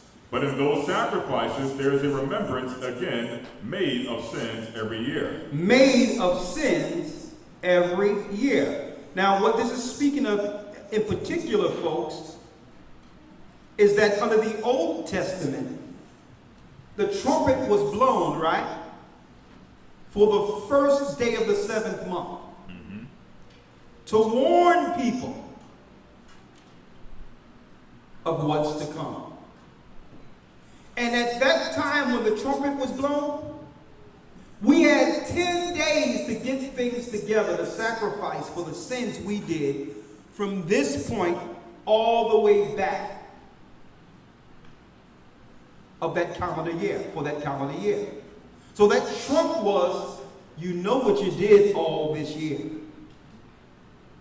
And the Most High had enough mercy on you to be before us. Get your sacrifices ready before the atonement. So when we blew that trumpet the first day, we knew at the 10th day, we would have an atonement for our sins and a clean slate. We had to make it to that 10th day. So now think about it. A trumpet is blown, and we have to make it to that day of atonement.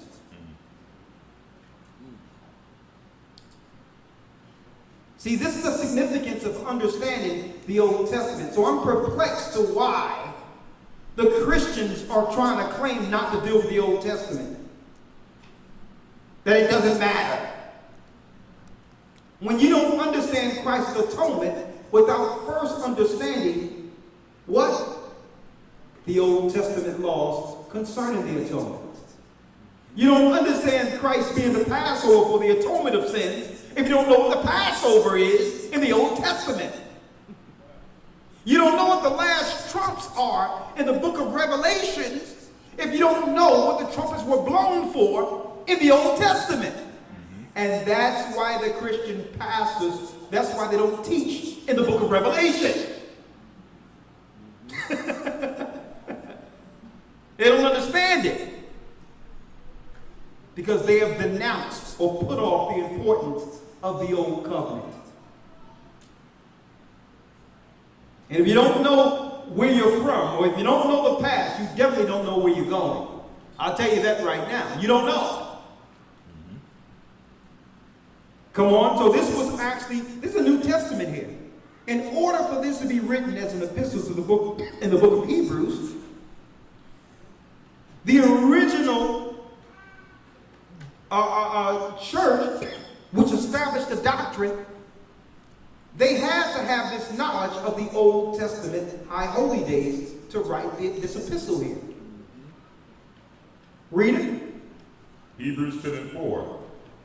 For it is not possible that the blood of bulls and of goats should take away sins. Come on. Wherefore, when he cometh into the world, he saith, Sacrifice and offering thou wouldest not, but a body hast thou prepared me. But a body hast thou prepared me. So we know through Christ became that sacrifice for that 10th day or atonement. He's that sacrifice now. So what happens? When you're baptized, that becomes your atonement. I appreciate it. That becomes your atonement now. It's no longer under the old covenant where you're saying, well, let me make it to the 10th day of the Day of Atonement for my sins to be forgiven. You understand? No longer are you saying, well, I'm going to make it to the 10th day. Now when we get to that 10th day, we do that atonement in Christ. And remember that time in which we as individuals decided to lay down our sins in the water. That's our atonement now. The baptism. Now when the trumpet is blown, it's not for the 10th day in particular. Even though we remember the Day of Atonement and fast that day like it says in the Old Testament in remembrance of our baptism. We do it under Christ now. Now, when the trumpet is blown, we're looking to make it to what? The kingdom. The end of it. So from one trump to the next, it's the Most High doing what? Regenerating our spirit in remembrance of our baptism to finish from 1 year to the next. You understand? To finish this race. Come on. Let's go to Revelation 8 and 1. I need you to let them read it and you can break it down real quick. I'm going to come right back. Yes, sir. All right, Revelation chapter 8, verse 1. Yes, sir. This is the book of Revelation chapter 8, verse 1. And when he had opened the seventh seal, there was a silence in heaven about the space of a half an hour. Verse 2. And I saw the seven angels which stood before the Most High, and them were given 7 trumpets. Exactly. So now we're seeing that transition, as we just showed, the transition of the sacrifices of the Old Covenant, the Old Testament. How in Christ, those things were fulfilled. They were simply a shadow, a similitude of good things to come. So the same thing goes for the Feast of Trumpets. In the Old Testament, those trumpets, that blowing, okay, that alarm, that sound, was simply a similitude for something much greater. Something that would happen in the spiritual realm with the blowing of the trumpets. The only difference is that these trumpets were being held by the 7 angels in heaven. And that these trumpets would usher in prophecy, which would then bring forth the coming of our Lord. God? All right. The water, Lord. Yes, sir. Now, one wouldn't, like I mentioned earlier, wouldn't understand the trumps in heaven unless you understood the trumps that was given in the Old Testament to Moses, Joshua, so and so forth, as signs. Right? All right, go. Come on. You can just slide over one. Thank you. Come on. So, keep in mind. So this is what the Most High did in a nutshell, just to give you all some insight. When he told Moses to bring out or make what we call in the wilderness the Ark of the Covenant and set up a tabernacle amongst the people, that was a facsimile, a similitude on earth to mimic the temple in heaven. Right? You understand that? So when he says, set up the Ark of the Covenant, well, there's an ark with 2 angels over the Ark of the Covenant near the mercy seat in heaven. So that when the priests deal with the holy days from one Sabbath to the next, right? The Sabbath and the holy days, they can do the ceremony that's being done in heaven the same time. Thou shalt be done on earth as it is in heaven. The Most High's tabernacle at this time was what? Was with men. You understand? So thereby, when the trumpets were blown as signs or whatever the case is, it would be according to the holy days and the time that was always reckoned in heaven for the trumps.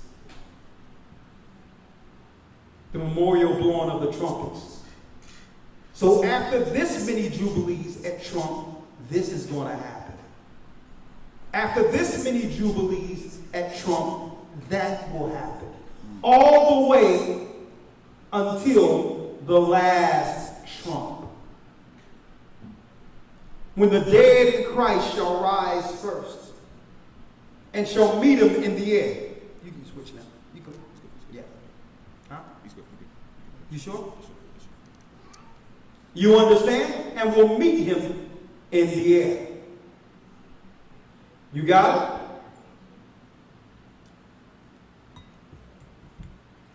Let's go. Revelations 8:1. Book of Revelation, chapter 8, verse 1. And when he had opened the 7th seal, there was a silence in heaven about the space of a half an hour. Come on. And I saw the 7 angels which stood before the Most High, and them to give them the 7 trumpets. And to give them 7 trumpets. Now, again, you don't understand this unless you understand the trumps that's spoken of in Leviticus 23.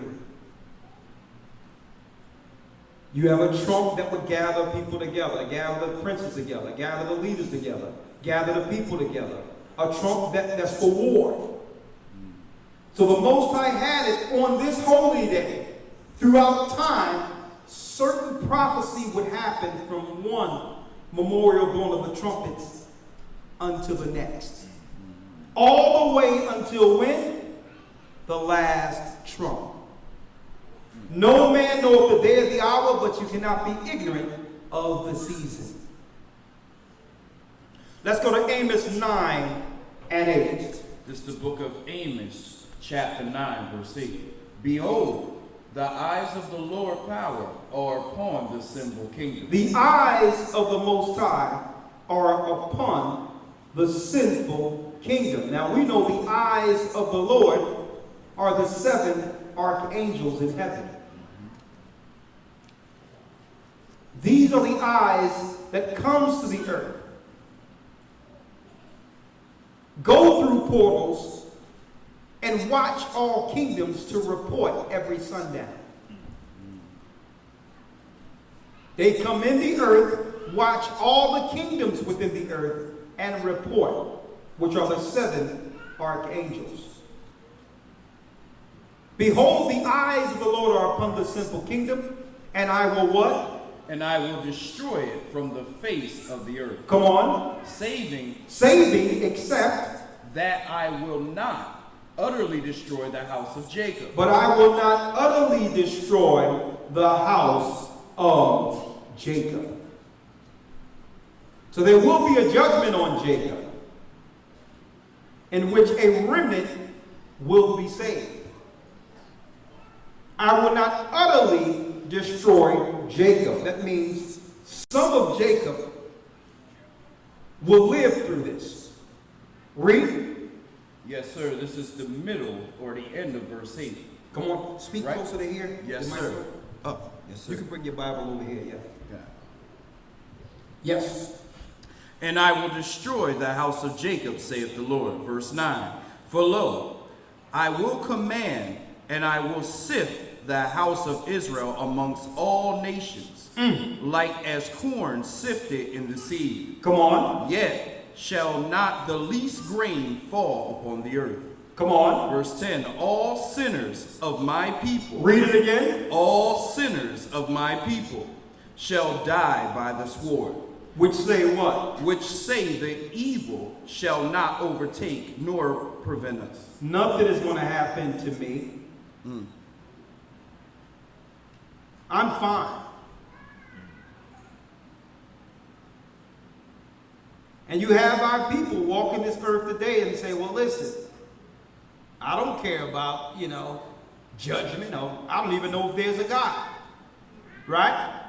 But when a trumpet is blown, it said here, there's going to be a small remnant who will take heed to that trump or that sound.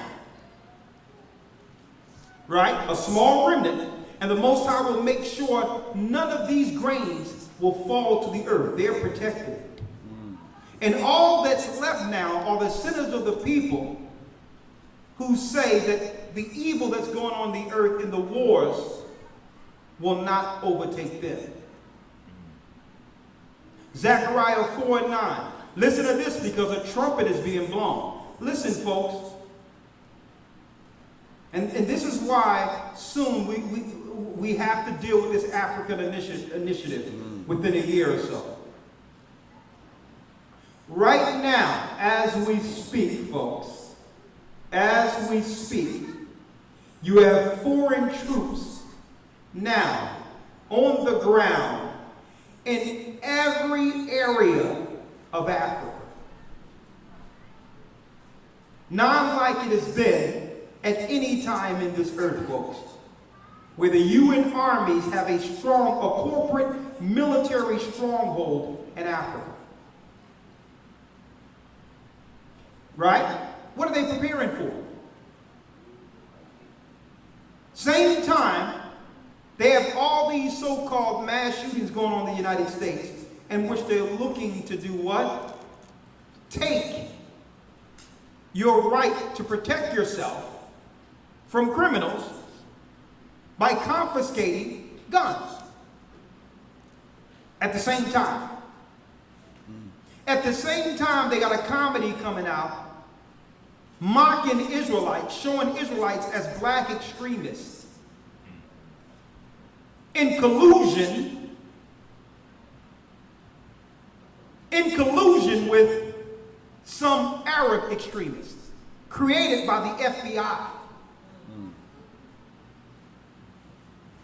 So a trumpet is being blown like, can't you see what this is? They are establishing armies throughout the earth amongst the children of Israel's community. In every corner of Israelites' community, whether they know they're Israel or not. For what? For a slaughter. For a slaughter. So what the Most High is doing is saying, let me blow a trumpet to save those who are not the participants in this sin, who are fearful to some degree of the judgment, and who has taken heed to the warning. That's what the Most High is doing, folks. I'm going to show you. He says, don't worry, not one grain is going to fall to the ground. If you listen to me, I'll guide you out of this. But the sinners of my people will die. So what's going on with what the world powers are doing, folks? And I'm going to be straight with you. It's the hand of God. These armies that are being pushed into places and all that, it's for a reckoning, because it doesn't matter how low our people go. We still find space to sin and to do wrong against them.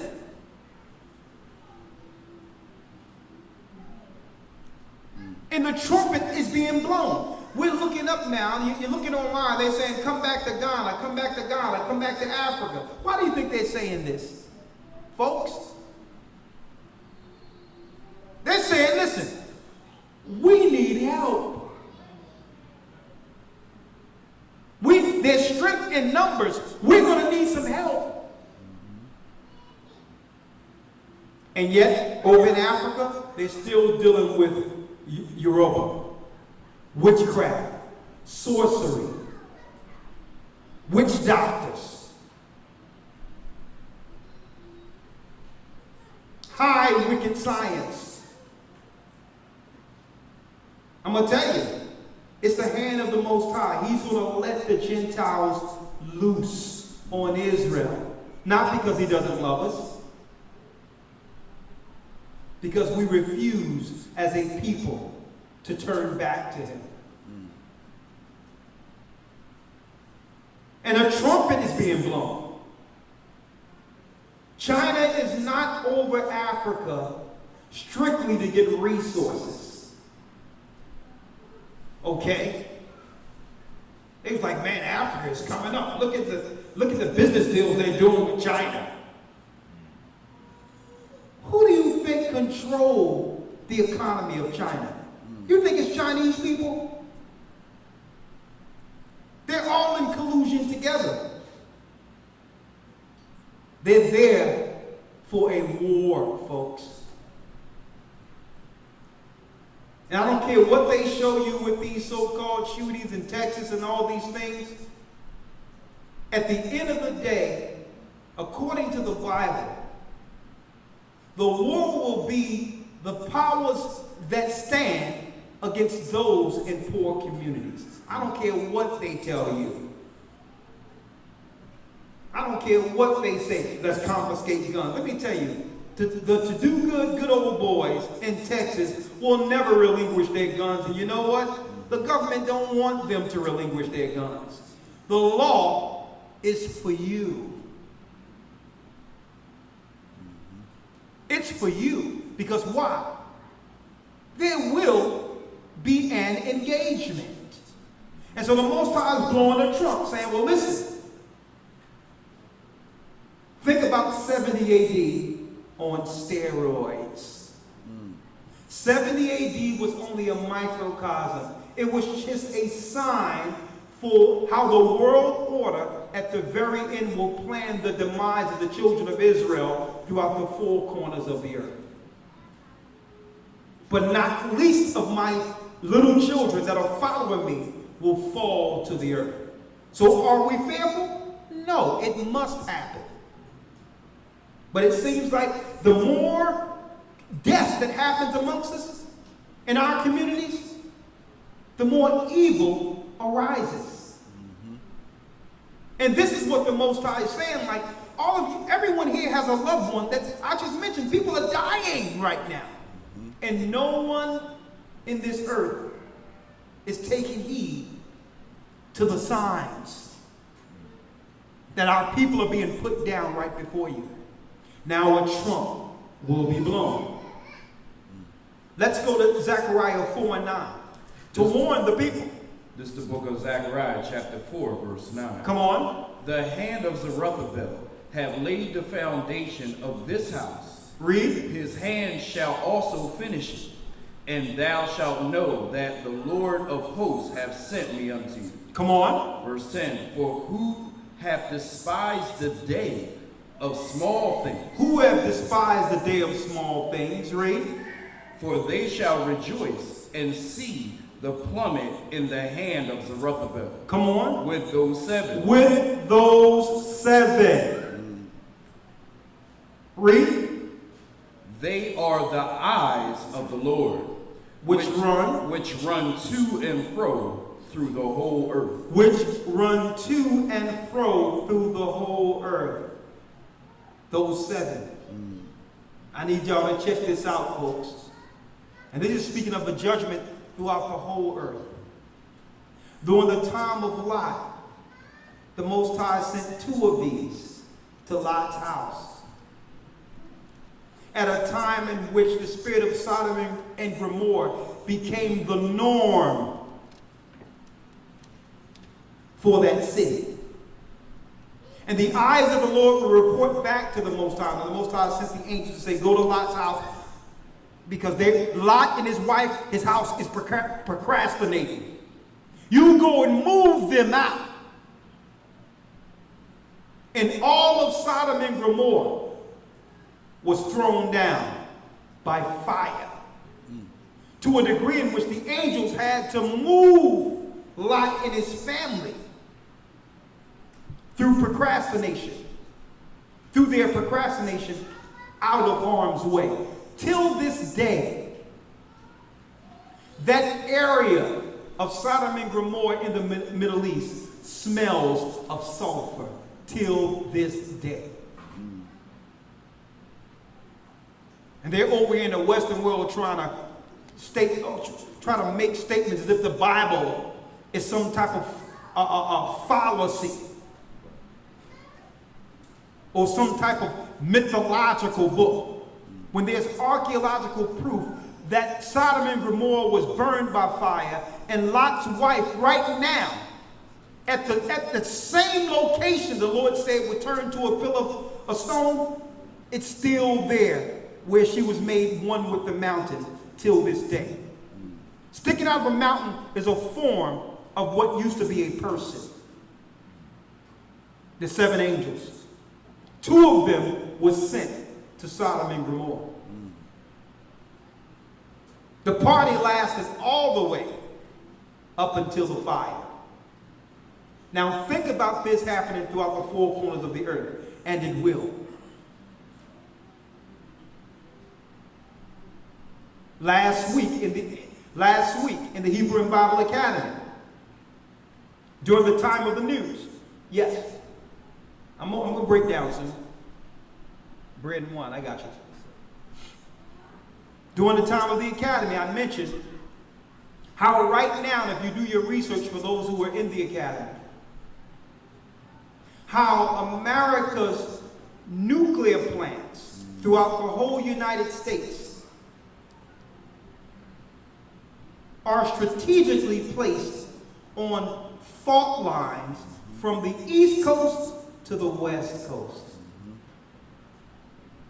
Strategically. I need y'all to think about that. They could have placed the nuclear plants in a more, what you would call, sturdy foundation. Okay? That would make it where it would be less fallout during war. But they strategically placed it on the fault lines. For those who don't know what a fault line is a crack where they know is within the earth, where there's a line that connects from the east coast to the west coast. That if there's an earthquake, it'll break just like glass. They strategically, from the east coast to the west coast, all of our electricity are connected to what? Nuclear plants. Nuclear power. At the same time, they're fracking underground, claiming it's for natural gas. But it's really doing what? Breaking the fault lines more defined. A few decades ago, there was some maps, okay, that were put out there from the U.S. military that shows the territory of the United States after nuclear fallout. And America is broken down into 3 separate parts, no bridges, on their map to come. If you don't believe me, for those online, you have your computer, you have your phones, type in the maps of America in 3 separate parts, and they'll show you real-time military maps that they made, knowing what the earth or what America will look like after the strike. So what happens? America goes into war with Iran. The nukes are shot. The missiles are shot. One hits in the States. And because you have one nuclear plant, what happens to the fault line? Boom, boom, boom, boom, boom. Not just one bomb. Bombs throughout the whole United States, because your nuclear bombs, your nuclear plants are really nuclear bombs.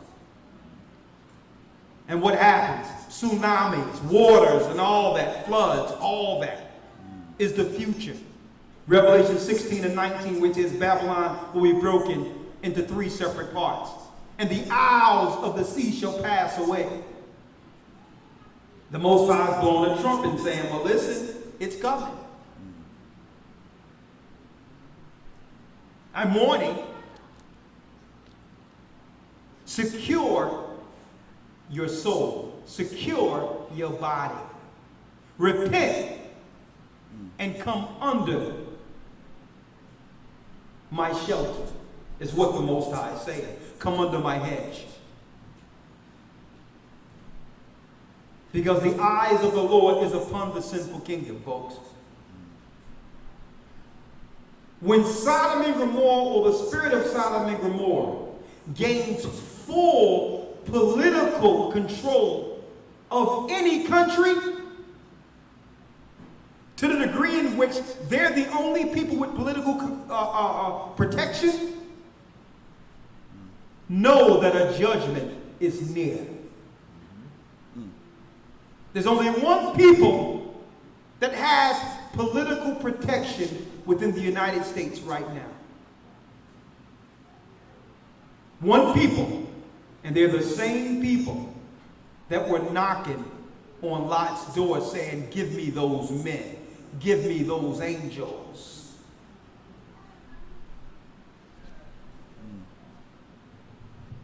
Let's go to Revelation 7 and 8. 10, Revelations 10. Let's go through these.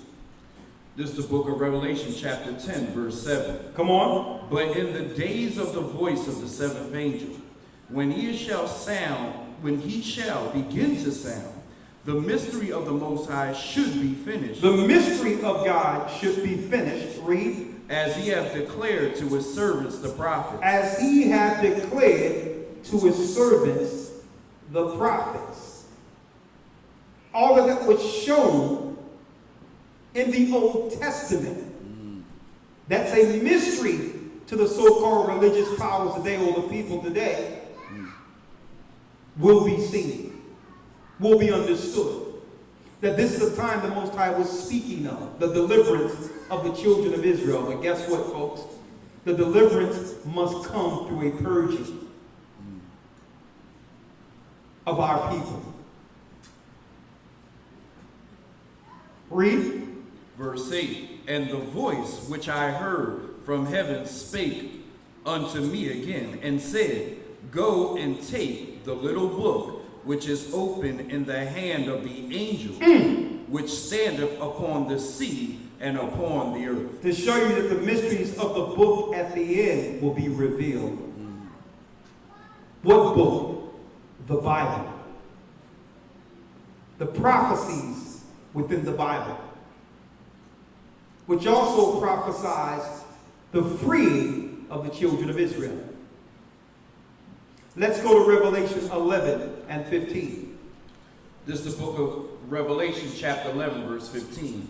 And the seventh angel sounded A trump. Read. And there were great voices in heaven saying, Saying what? The kingdoms of this world are become the kingdoms of our Lord and of his Christ, and he shall reign forever and ever. Come on. And the 24 elders, The 24 elders, read, which sat before the Most High on their seats, fell upon their faces and worshiped the Most High, saying, We give thanks, O Lord, power almighty, which art and was and art to come, because thou hast taken to thee the great power and hast reigned. And we're going into exactly the 24 elders, and I've been doing research on this for about 4 years now. You got the first 22 of mankind, of the righteous, from Adam. And then you have Elijah and Moses, which makes up the 24 that stands before the throne. 24 elders that stand before the throne. And that's including Enoch, that's including Methuselah, that's including Noah. All the righteous, the righteous 22, plus Elijah and Moses, who was taken up into the third heaven, are before the throne of the Most High. Read. Verse 18, and the nations were angry, and thy wrath is come, and the time of the dead, that they should be judged, and that thou shouldest give reward unto the servants, the prophets, Come on. and unto the saints, and them that fear thy name, small and great, and shouldest destroy them which destroyeth the earth. What verse are you at there? Verse 19. Go to Revelation 16 and 17 now. This is the book of Revelation, chapter 16 and verse 17. And the seventh angel poured out his vial unto the air, and there came a great voice out of the temple of heaven from the throne, saying, It is done. It is done. Read.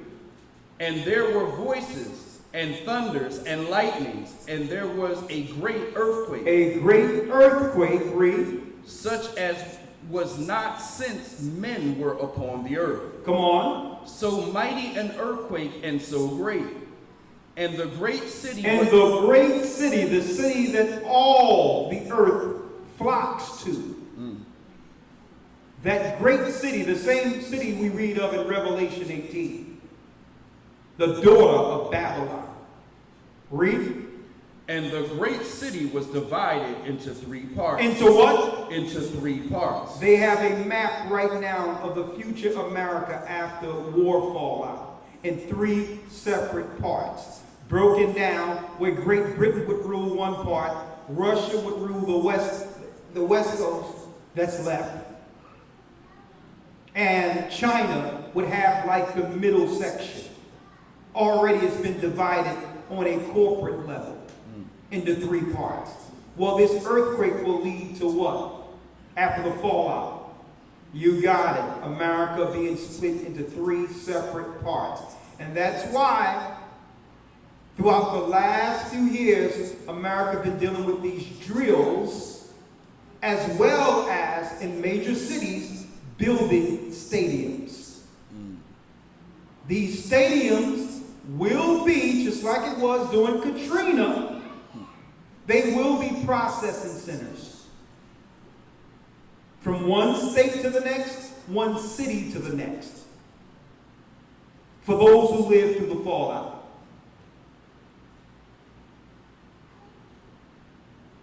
Read. And the great city was divided into 3 parts. Come on. And the cities of the nations fell. And great Babylon came in remembrance before the Most High, to give unto her the cup of the wine of the fierceness of his wrath. Judgment. So while we're partying, while we're out wasting time, while we're dealing, indulging in the freedom of sin, the Most High has this prophecy on the horizon. And the trumpet is being blown through the prophets, which means the prophets and the mysteries of the prophets, the Bible, is being taught. Our people are receiving, but yet rejecting it. They're hearing it. I'm going to tell you. I don't care what you think about Israelites. I don't know what you think about them. Now we're to a degree in which you can't run into one person who hasn't heard about the Israelites and what the Israelites teach. Try it.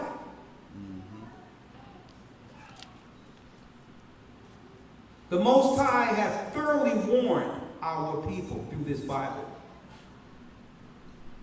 Read. What verse?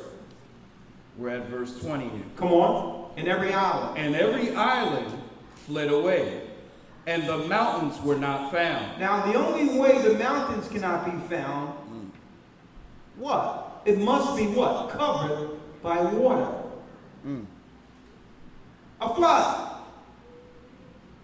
So when they launch these missiles, these little islands are going to be flooded. And through that, make sure we put out a special prayer to our brothers and sisters who are suffering in Haiti right now. And in the Bahamas. There's a judgment in the earth that's aimed towards the children of Israel. It's happening. Read. Verse 21. And there fell upon men a great hail out of heaven. Come on. Every stone about the weight of a talent. And men blasphemed the Most High because of the plague of the hail. For the plague thereof was exceeding great. So instead of fearing the Most High and coming back to him through the plagues, you're going to have people cursing the Most High through it. You're going to have people looking at the plagues and blaming the Most High and saying, there can't be a God with all this carnage and death and destruction. Without understanding, these same people that are complaining or cursing him had an opportunity to repent, but didn't. Isaiah 27 and 13. This is the book of Isaiah, chapter 27, verse 13. Come on. And it shall come to pass in that day that the great trumpet shall be blown. And I'm going through the trump because some people out there believe that the last trump or the seventh trump is strictly Christ popping up. Not realizing when that trumpet sounded, that leads to a domino effect of things happening through that jubilee in which Christ will come at the end of it. Babylon must be dealt with first within that seventh trump. So the Feast of Trumpets, a sound happened at some particular time in prophecy, which did what? Led to a domino effect or a residual effect, one prophecy to the next in Revelation, all the way to the time in which Christ would need to return or no flesh would be saved.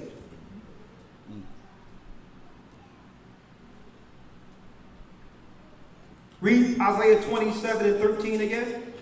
And it shall come to pass in that day that the great trumpet shall be blown. The great trumpet shall be blown. Read. And they shall come which were ready to perish in the land of Assyria, and the outcasts in the land of Egypt, and shall worship the Lord in the holy mount at Jerusalem. And will worship the Lord in the holy mount at Jerusalem. So these pearls must come. The earth must be plagued and the carnage must happen, because this is what happened, folks, in Egypt. The plagues came, people got sick, the animals started dying, the famines began, while Goshen stayed safe. But that's when we as a people was consolidated within the borders of Egypt. Well, because Israel is scattered throughout the four corners of the earth now, the plagues must happen to the whole earth to free the children of Israel. That's what the trump is for. At the end of this, we worship at the holy mount like we once did coming out of Egypt. That's the end of this. So the trump leads to deliverance. So instead of us getting caught up into the little integral parts of each plague that really is put in place to subdue the sinners, we must focus on the atonement and the prophecies in which we're at the end of this at the mount. That's our focus. The plagues are happening and will happen. But they're here, the plagues are here as an amendment from God against the sinners, against his law.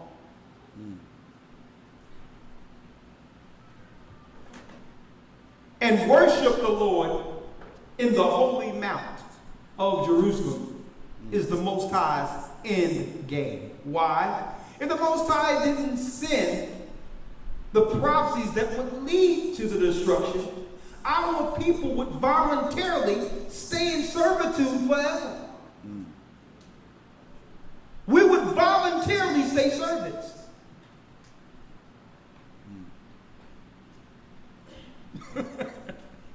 Like, what kingdom? Man, I like America. I'd rather just stay here. Sounds familiar? Our people coming out of Egypt. Man, look at this guy. He brought us out here. We could have stayed on the fountain. At least we had clean water and good food. So if the Most High didn't bring this judgment that's coming, from one trump to the next, our people would voluntarily stay under the foot of those who have enslaved us from one generation to the next. Let's go to Baruch. 2nd Baruch 27. To show you, to break down each part of the trump, leading to the last trump. This is the book of 2nd Baruch, chapter 27, starting at verse 1. Come on. And he answered and said unto me, unto 12 parts is that time divided. 12 parts is that time divided. Now we know there's 7 trumps, but there's 12 things to look at within those 7 as signs of the time. Read. And each one of them is reserved for that which is appointed. Come on. For it. Verse 2, in the first part, there shall be a beginning of commotions. A beginning of commotions. Something being stirred up, instigated. And that's usually from what you would call the political realm of society, which would groom people or get us used to what's to come. Commotions. We're hearing about things to come. Uncomfortable unseemly things to come, usually coming through media. In the future, we may have to deal with more austerity. We may have to we have to do something with having, with this famine, not being able to feed certain people. You'll start to hear things, uncomfortable things for the future. These are the commotions. Read in the second part. And in the second part, there shall be slayings of the great ones. Slayings of the great ones. Slaying of the great ones. People who are highly respected. You'll hear of what? Assassinations. Which would resonate through the earth. The same as the great ones speaking of out of our people. Speaking out of our people, usually it's our people that have to deal with these things. Martin Luther King, his death didn't just resonate throughout the United States, it resonated throughout the world. Malcolm X, the great ones, our people. One of us gets slayed in the street for almost nothing, and now we have to march. No justice, no peace. Well, that's a sign during these Trumps.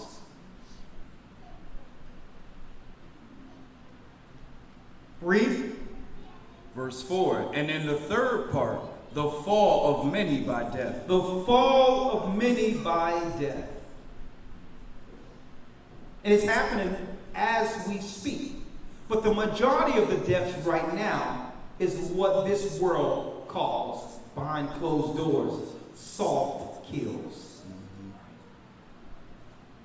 The pharmaceuticals, putting people down in large number. There was a news article that Shapat brought out last Sunday in the Academy. If y'all not in the Academy, y'all missing it. I'm going to tell you that right now. I'm going to tell you that you're missing it because there's so much that comes out that day. Organically, without preparation. Things that I have no idea what I'm going to say tomorrow and what news is going to happen between now and tomorrow. That's how, it's not pre-planned that way. And I'm going to tell you this right now. There was an alarming number of those people, our loved ones in the United States.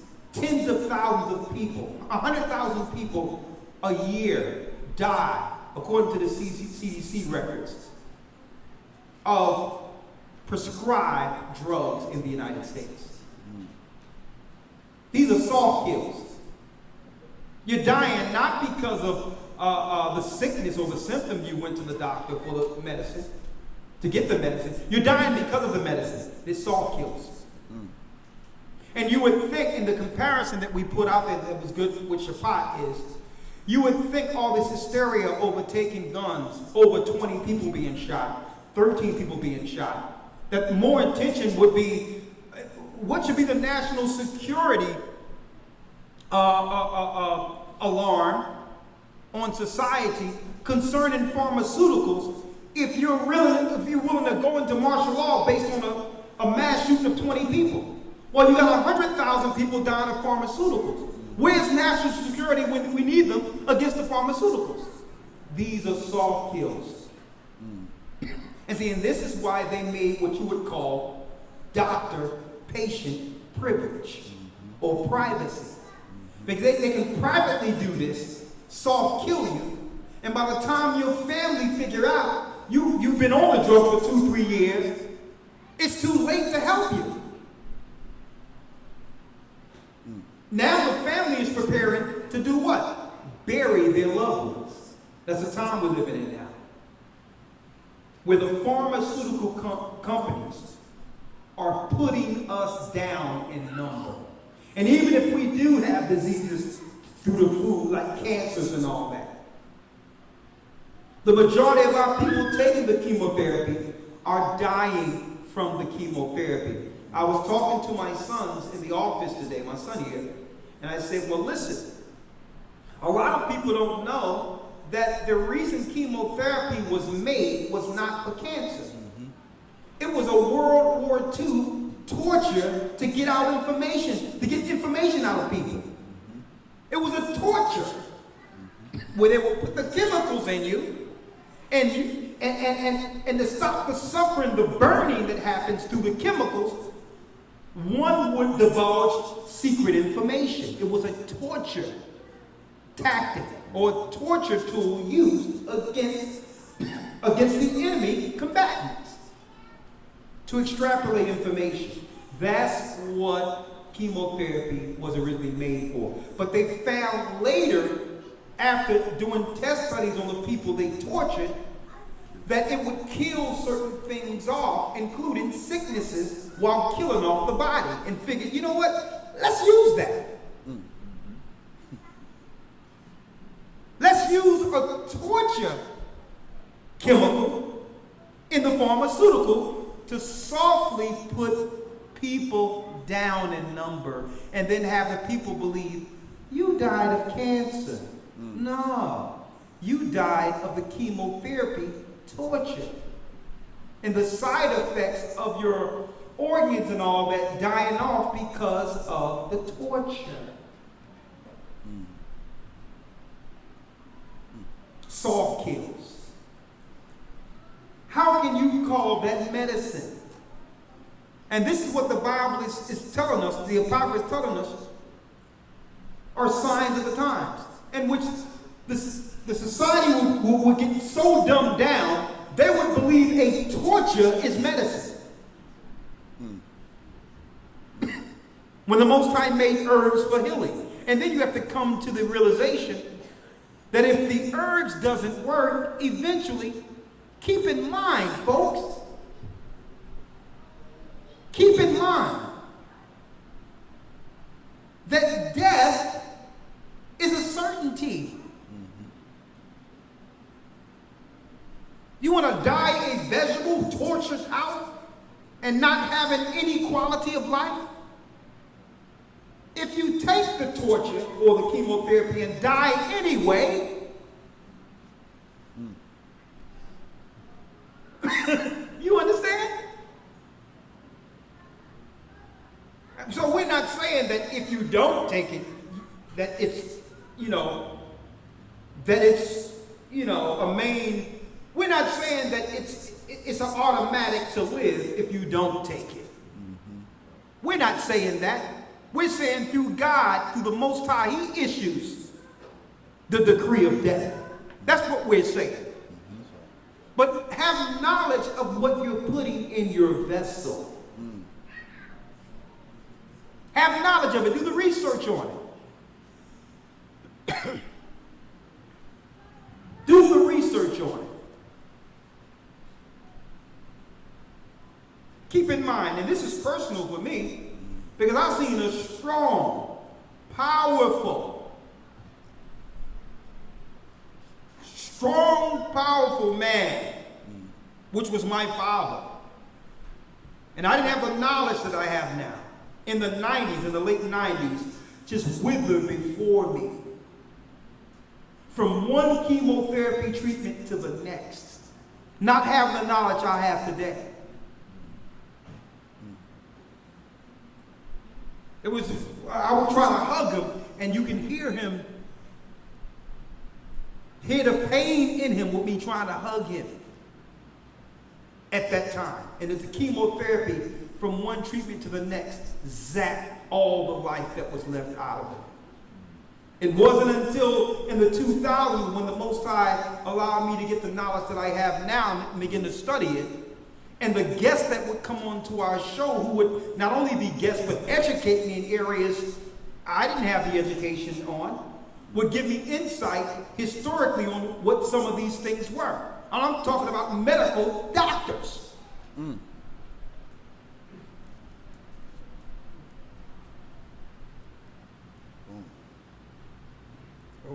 I appreciate it. For health. I need some of that, right? For health. I'm going to take this with me. she's not allowed to call it four thieves. I guess they have that name patented. Even though these are herbs from the Most High, they call it four thieves because during the time of Henry VIII, there was a plague going on. And you had these thieves going into each province after the Black Plague, stealing all the riches from one province to the next. So at this time, during the Middle Ages, the majority of people was wondering, who's these people stealing things, you know, in a plagued area, plagued with a disease, who are not fearful to go in. So the king didn't want to catch them to lock them up. He wanted to catch them to find out how they living through these plagues. They would wait until a town was roped off from a plague and go in and steal from all the houses. How are they living through this? Come to find out, these thieves had a concoction of certain herbs together that would build their immune system against disease. So they would have an immunity to fight, and the plagues didn't affect them. So when the four thieves were caught, Henry VIII said, well, listen, you have a choice. Either you die, or you can give me the recipe to how you live through these plagues. And they gave him the recipe, and it's called Four Thieves. The sister is not allowed to illegally call it Four Thieves because someone patented it, so she make it for the church. Sister Paula, a mouse mother, and she called me, says, Elder, come to find out I can't use the name Four Thieves because it's patented. And I'm like, sister, use the number 4, but call it For Health. And she named it For Health, and I have it in front of me. And we're going to patent For Health.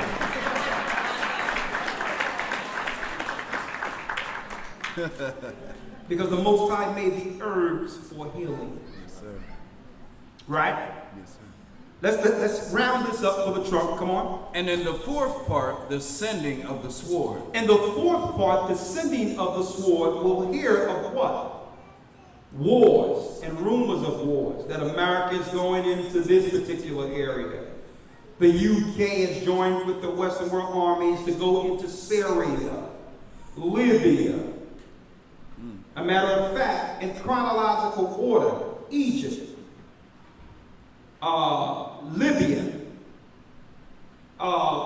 Syria, in chronological order how it happened during the so-called revolution. It was Egypt first, Libya with Gaddafi, now they're in Syria. The exact chronological order the Most High prophesied in the book of Esdras. And it so happened, I was over in that area during the time when that thing at the square in Egypt first happened. I just left out of that area to go into the UK and teach. Had tickets to go back 2 weeks from the time I landed in the UK, and was about to go back, but then all the airports were shut down because of the revolution in Egypt. No one can travel in at that time. It's deep being over there. It's one thing reading the prophecies and teaching them on the street years ago, before ever leaving the United States.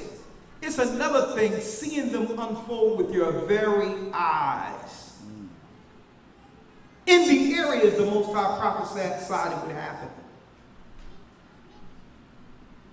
If that don't solidify your faith to know that the Bible is real, nothing will. I know through these prophecies, folks, that we'll be free. I know it.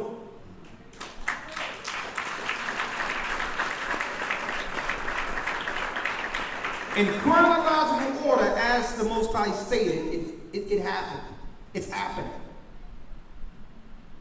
Read. Verse 6, and in the fifth part, famine and the withholding of rain. Famine and the withholding of rain.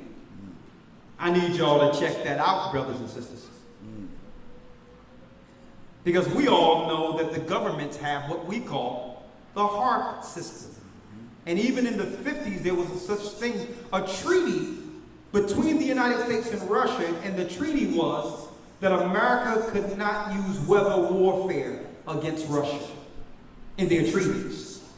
Weather warfare. The withholding of rain. They can take their chemtrails and break up the clouds so that no rain can fall in an area. They'll take the chemtrails, which are metals and chemicals, and they'll take a ray, which is a harp, and aim it towards that, and it'll break up the clouds. And if they don't want rain, if they want to starve out a farm or something, they can do so. They can cause a drought by doing so. Not without repercussion. Because when they turn on harp, something else happens. Unforeseen consequences happen within the earth. That's why they're very careful on them using it. Okay? And then they have cloud makers, where if they want to create a storm, they can create it and aim it and move the storm through harp. Read it. And in the sixth part, earthquakes and terrors. And in the sixth part of this, earthquakes and terrors. The time we're hearing now. And now through this fracking that they have for so-called natural gas in the United States, you're going to hear more earthquakes on the East Coast of America than you've ever heard of in the past. It's going to be like the West Coast in California, where the ground moves and people they're walking around as if everything is normal. They're so used to earthquakes. Oh, that was just a small one. Dude, the earth just moved. Okay? What else? It's just a little, no, that's not normal. I'm out of here. The earth is moving. You know the thing we live on? That's a sign according to the Most High. That's not just a tremor. Earthquakes and tremors, come on. Wanting, verse 9. And in the eighth part, multitude of specters in the attacks of the Shadim. Multitude of specters in the attacks of the Shadim. That's deep in itself. Specters is poltergeist.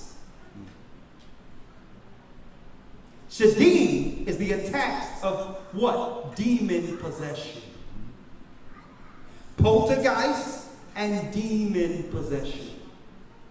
Demons ruling people to the degree in which the majority of people have become hosts to these spirits controlling them. Let me tell you, folks, I drove not too long ago because we have this printer that we had to get to have all of our stationery, and I'm going to put it out there right now. Calendars, stationery, flyers, t-shirts, whatever the case is, it's all in-house, and we're going to ship them out throughout the earth where we have our own stationery, right? To help our people, to wake them up. Scriptures and everything, we have it here. We go down into North Philly, near where the old church was, to go get this printer.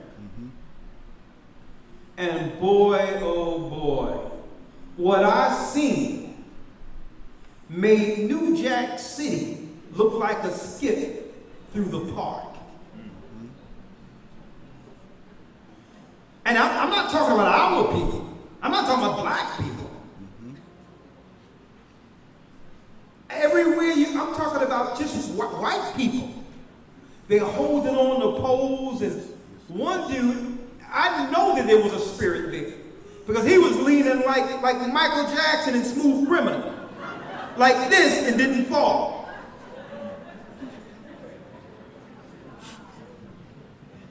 He did a Smooth Criminal. He was like this, eyes closed, and wouldn't fall. I'm gonna tell you, the attacks of the specters and shitums is here.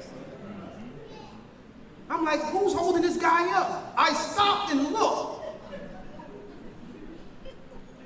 No pole, no wires, no nothing. And I'm like, this is prophecy I'm seeing here. Strung out all on Allegheny, on Erie Avenue, as you go near that bridge near Kensington. Lord have mercy. You see it? It's the attack of the specters and shitters. I go into the bank because we have to purchase the printer. I go into the bank in that area. It wasn't like that before. Under the bridge where, right there on the left side. And I'm looking, there's a Dunkin' Donuts over here. You got Smooth Criminal over there. Yes, sir. One guy's holding a pole over here. And I'm looking around, I'm like, Lord, it's never been this bad. And it's not our people per se. It's bad. I go into the bank. And it's a full-grown white man on the other side. He had to be about a good $3.50, $3.50, $400. Long hair, nails done. I mean, he had guns like The Rock with a dress on the other side of the glass. Whispering, as trying to keep the man thing down. And he says, do you have another identification? I'm looking, I had to take a double take. And I'm like, and in my mind, and I'm like, that's a man. And and I can tell, they used to dealing with a certain demographic of people. I'm talking about this guy you can tell he was probably on his transition drugs, whatever they are. And he was a full man. He had to be $3.50, $3.50, $400, with a dress on. And I'm looking at this and I'm saying, well, okay. He says, do you have an ID with your suffix with the back of your name on it? And he tried to rise up a little bit based on the demographic of people he's dealing with. I can understand in that area. And I said, excuse me, sir, get your manager, please. Because he acted like he didn't want to give me the money I got in the bank. And the manager comes and say, well, we just have to know who's who. I'm like, listen, all due respect, I have a little business to do. I'm trying to get from around here. Okay? I just make out the check to this so I can go get my business done, please. Man, this is Baruch. You go down Allegheny Avenue under the bridge and tell me this is not the prophecy, folks.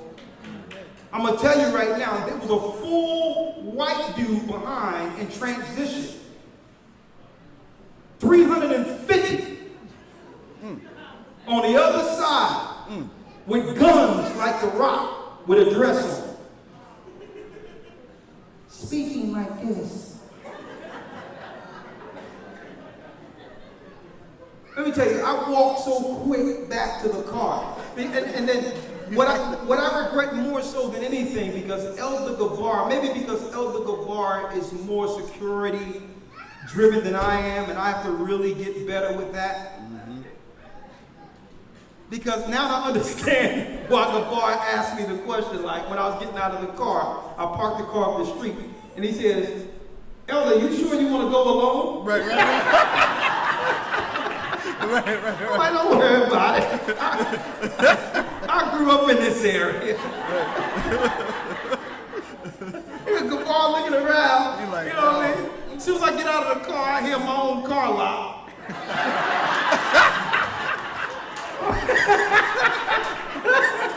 He's like, yo, click. He didn't hit the lock up in there. Man, I got back to that car so quick. People look at me like, you ain't from these parts, are you? I'm like, Lord, have mercy. This is this thing make New Jack City look like the kingdom.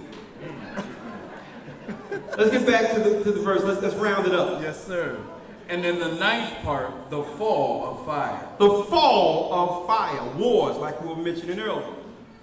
Come on. And in the 10th part, rapine and much oppression. Rapine and much oppression, come on. And in the 11th part, wickedness and unchastity. That's what we're seeing now, wickedness and unchastity. Where no one is chaste anymore. Giving their body to a stranger has become recreation.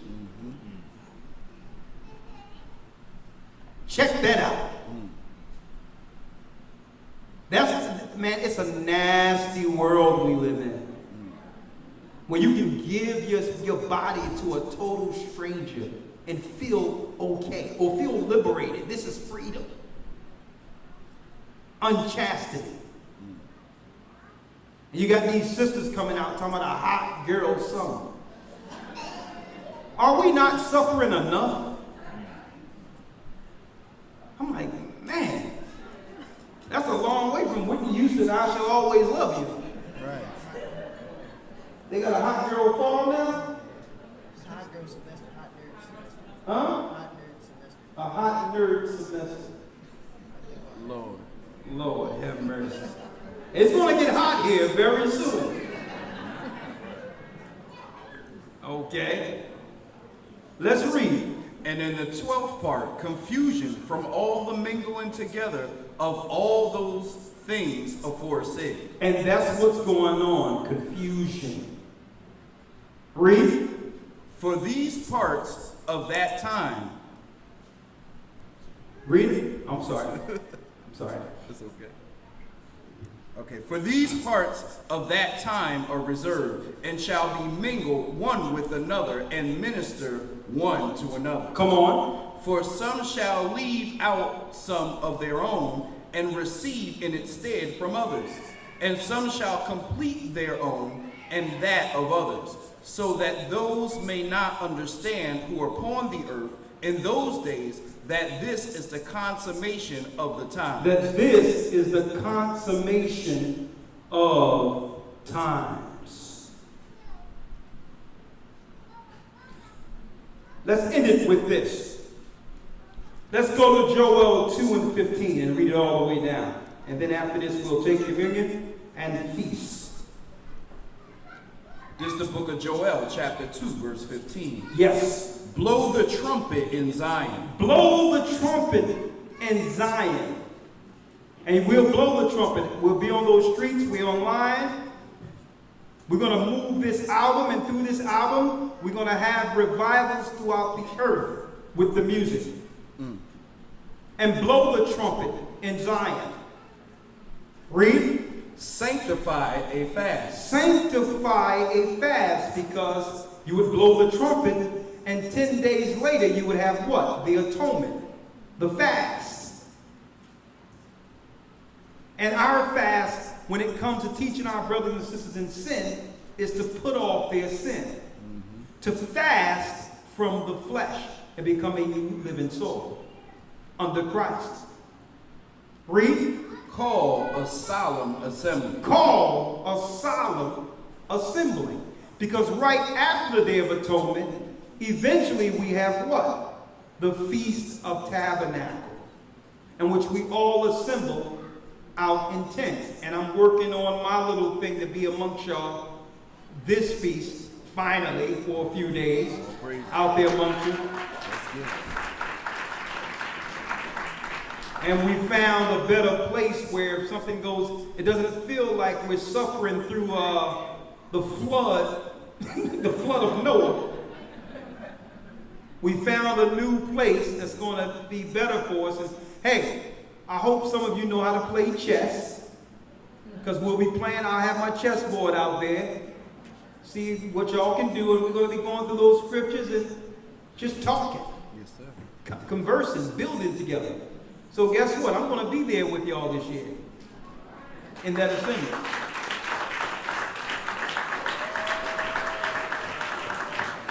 And of course, church members only will be at this, at our, y'all know, at this, the tabernacle. Okay, all right. Okay, all right. Verse 16. Gather the people. Gather the people. Sanctify the congregation. Come on. Assemble the elders. Come on. Gather the children. And those that suck the breast. Let the bridegroom go forth of his chamber. Preparing the body for the coming of Christ. Read. And the bride out of her closet. Come on. Let the priests and the ministers of the Lord weep between the porch and the altar. Cry and pray. And that our people make it through these sorrows, these troubles. Read. And let them say, spare thy people, O Lord. So we must come together and pray for our people who are suffering in these cities. Pray to the Most High and ask Him to spare our people through this carnage that's prophesied. Read. And give not thy heritage to reproach. Come on. That the heathen should rule over them. That the heathen shall rule over them. Pray that the Most High send these plagues to free us from the hands of our oppressors. Read. Wherefore should they say amongst the people, where is their God? Verse 18. Then the Lord be jealous for his hand. For his land. For his land, Salaki. And pity for his people. And pity his people, read. Yea, the Lord will answer and say unto his people, come on. Behold, I will send you corn and wine and oil, and ye shall be satisfied therewith. And I will no more make you a reproach amongst the heathen. And we are reproach amongst the heathen. We are reproach. Folks, you see how we being portrayed online and on TV? It's disgusting, folks.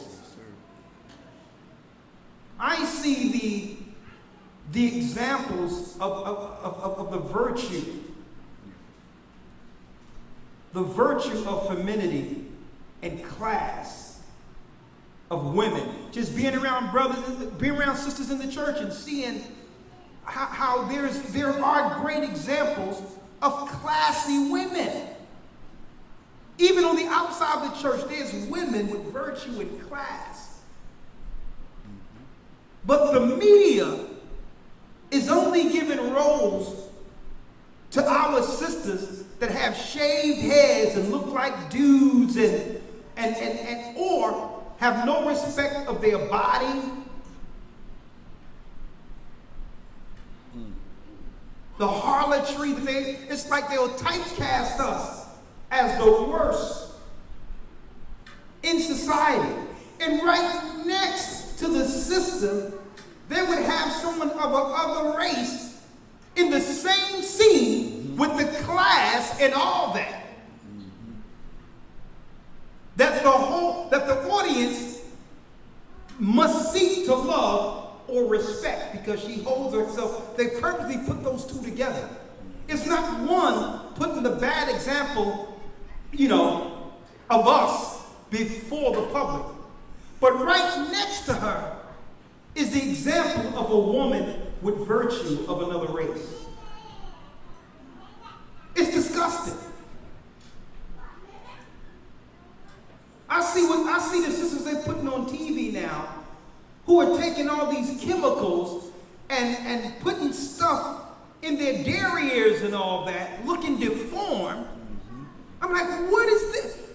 What happened? What has happened? It's like I mentioned before, it's as if we fell asleep and woke up in an idiocracy.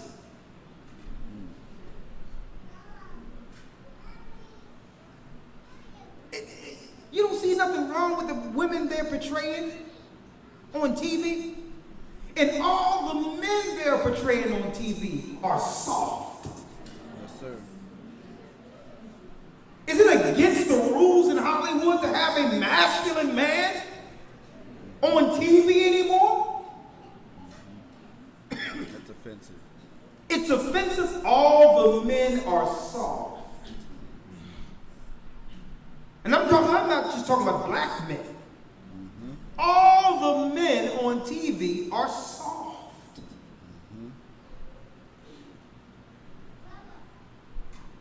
Another prophecy will tell you the men shall be turned into women. We're seeing it.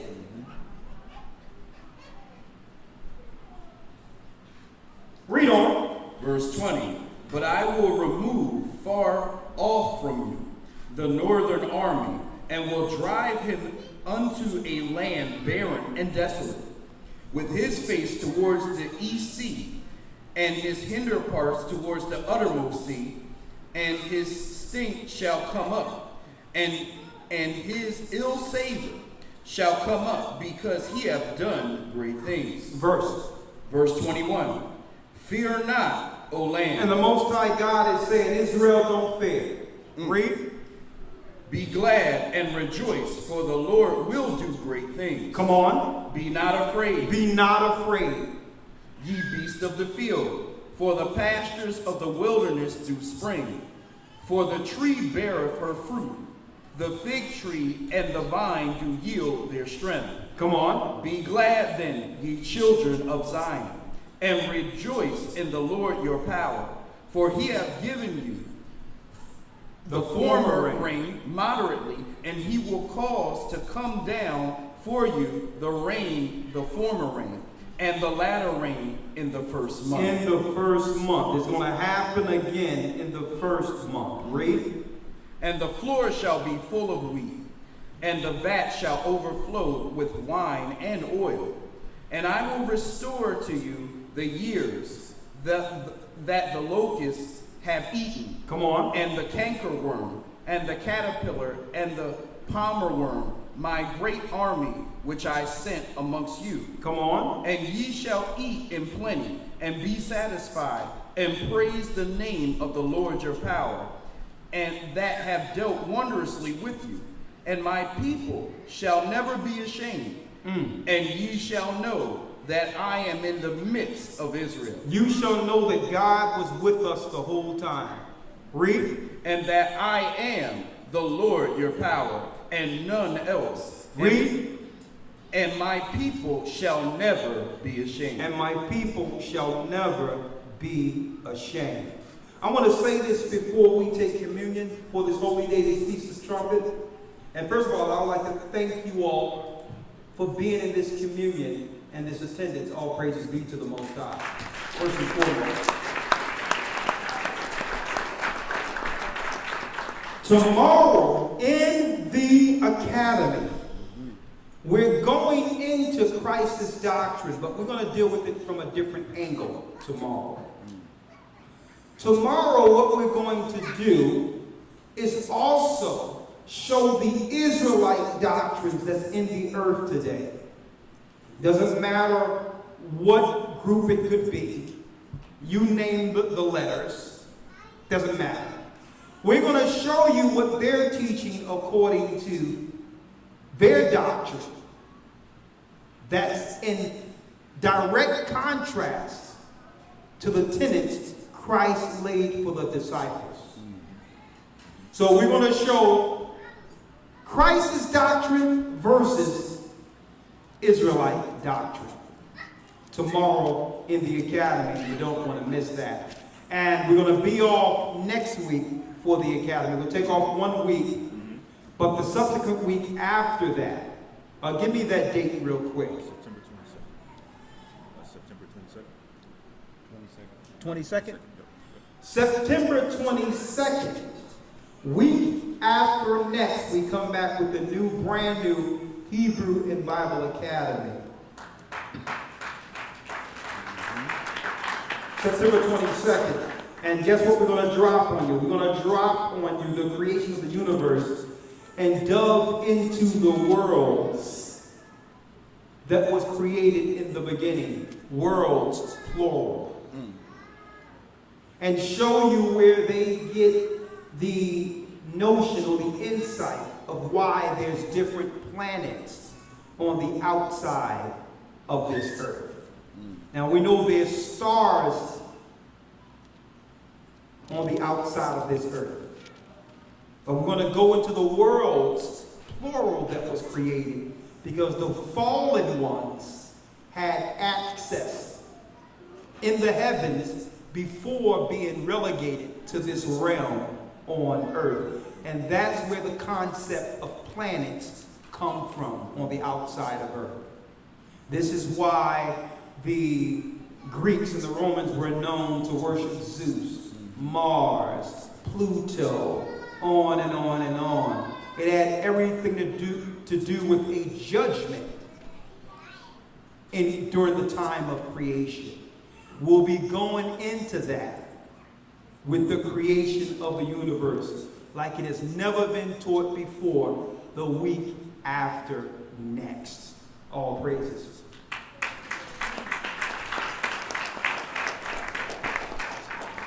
Now, of course, if you would like to be a part of it, send an email to gatheringas1, the number 1 at AOL.com, or go to historytimes.org or gatheringofchrist.org to enroll. Another announcement that we would like to make, and we're going to have a page out there online that links directly to the Gathering of Christ Church page. October 13th, we'll have a release party during the day on a Sunday for the Purpose album that I will release for the church. It's going to be a 2-part album. The Purpose 12, the first 12 will be Inspired, and there's going to be another 12 that's titled Praise. So the music will be out there, and of course,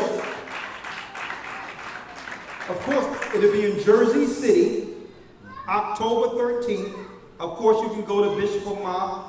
He'll let you know what you would need to do to be a part of it. It starts at 2 p.m. It ends around 8, 9. There will be a modest fashion show where sisters are going to have the fashion show. Very nice showing, nice, modest apparel. Also, we'll have, and it's going to be a blessing, we're going to have the white and gold carpet. We don't walk on red blood carpet, where our brothers and sisters can walk into the venue and celebrate the Most High's music. And it's going to be 18 and over to attend. Okay? The ticket's going to be first privately sold to those within the church. It's only 500, about 400 some odd tickets will be available. We're going to have it private for the church first, and then a certain number of people who can come, who's on the outside of the church if they would like to be a part of it. Okay? And you'll be able to get the tickets on Eventbrite. All the finance that goes towards it, you know what I'm doing. Spreading this ministry, setting up churches, elders and deacons, and spreading this word. To finish. Right? So again, if you want to become a part of that academy, go to gatheringas1@AOL.com, where you can enroll real time at historytimes.org. Last but not least, if you would like to donate to the elders, because the money that comes in goes directly to the church itself. But if you have an offering for the church, you can send an offering and say it's an offering or tithe if you're not in a particular congregation throughout the world. Okay, you can send it, just say, to the elders of the Gathering of Christ Church, and we'll know it's to us outside of the individual churches. You can use my name or the lawyer's name, and it's easy to send an email if you'd like to know our names privately. And you will send it to P.O. Box 946, 2000 Hamilton Street, 2000 Hamilton Street, P.O. Box 946, Philadelphia, PA 19130. If you'd like to donate directly to the elders, because like I mentioned over and over, the money that comes to the church belongs to the church. It doesn't belong to me.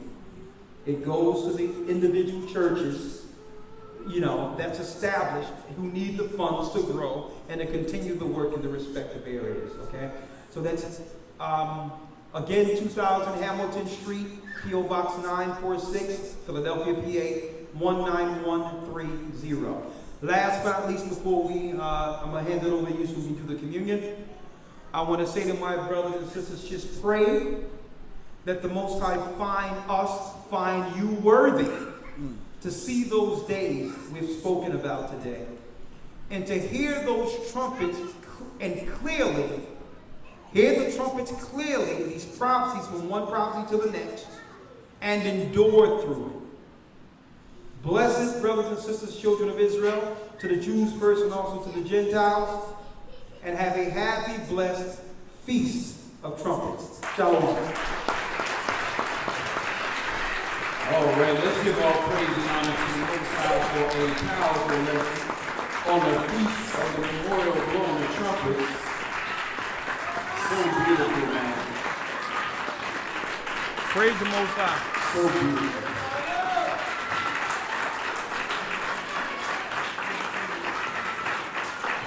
All right, so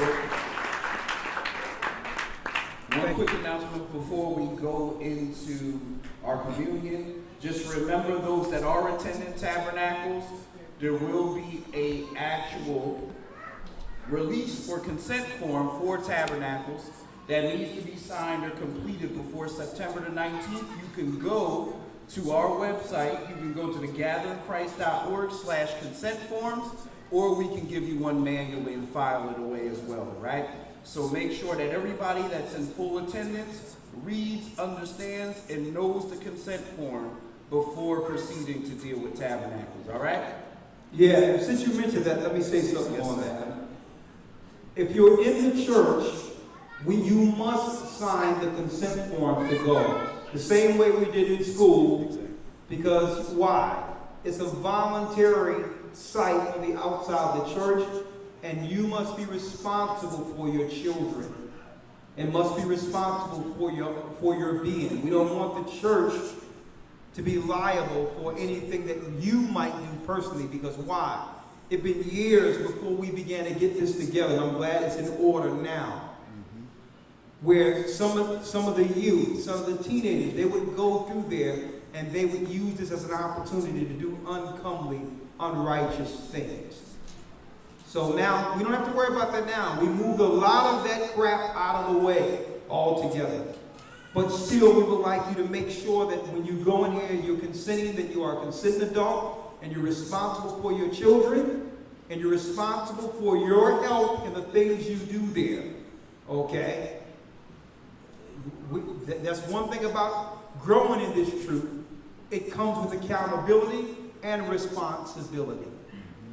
Okay, so I wanted to put that out there. If you go into Tabernacles, there will be a consent form, and these forms must be filled out. Or you can just have it on the outside of us. You understand? Because we can't be responsible for irresponsible people. Okay? All right. All right, everybody got bread and wine? All right, let's do it. Everybody good? Okay, all right. So we're just going to go to the book of 1 Corinthians, chapter 11.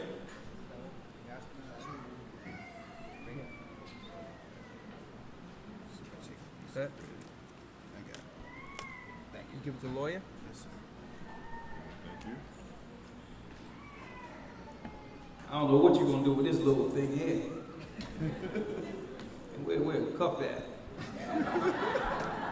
Right there on the table. You got it. I'm just playing with y'all. I'm just joking.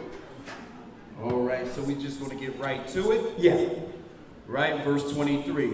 For I received of the Lord that which also I delivered unto you, that the Lord Yeshua, the same night in which was betrayed, took bread, and he had given thanks and brake it and said, Take, eat. This is my body which is broken for you. Do this in remembrance of me. Take, eat.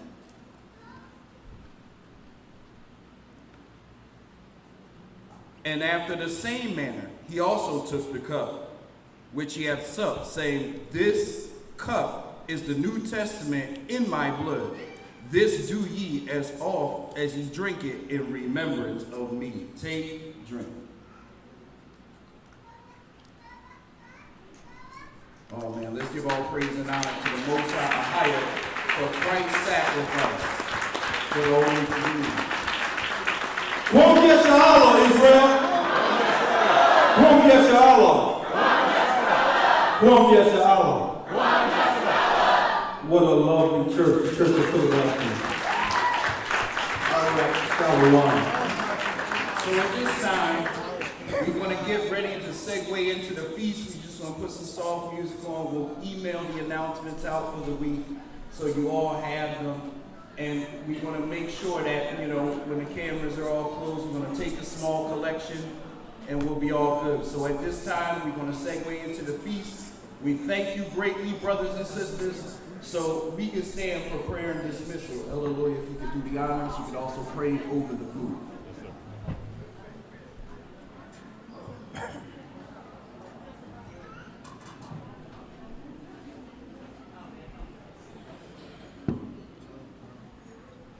Let us rise and face the east. Ahaya. Bahasham. Yeshaya. Our Father, which art in heaven, hallowed be thy name. Thy kingdom come, thy will be done, in earth, as it is in heaven. Give us this day our daily bread, and forgive us our debts, as we forgive our debtors. Lead us not to temptation, but deliver us from evil. For thine is the kingdom, and the power, and the glory, forever. Amen. All right, let's do quick prayer over food.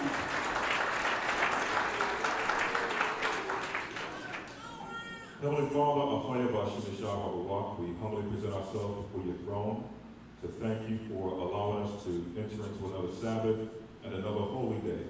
We thank you for this fellowship of the brothers and the sisters, and we pray that as we have all made it safely, that we all make it home safely. We also thank you, Heavenly Father, for the daily bread that you have blessed us with, and we ask in your holy name that it be used for the nourishing and the strength of our temples. In the name of your Son Yeshua, we pray. Barak, L'cham Kal Yawam, Bahasham Yeshua, Bawada, Fagad, Amen. All right, y'all may be seated as they get ready to serve you for the feast.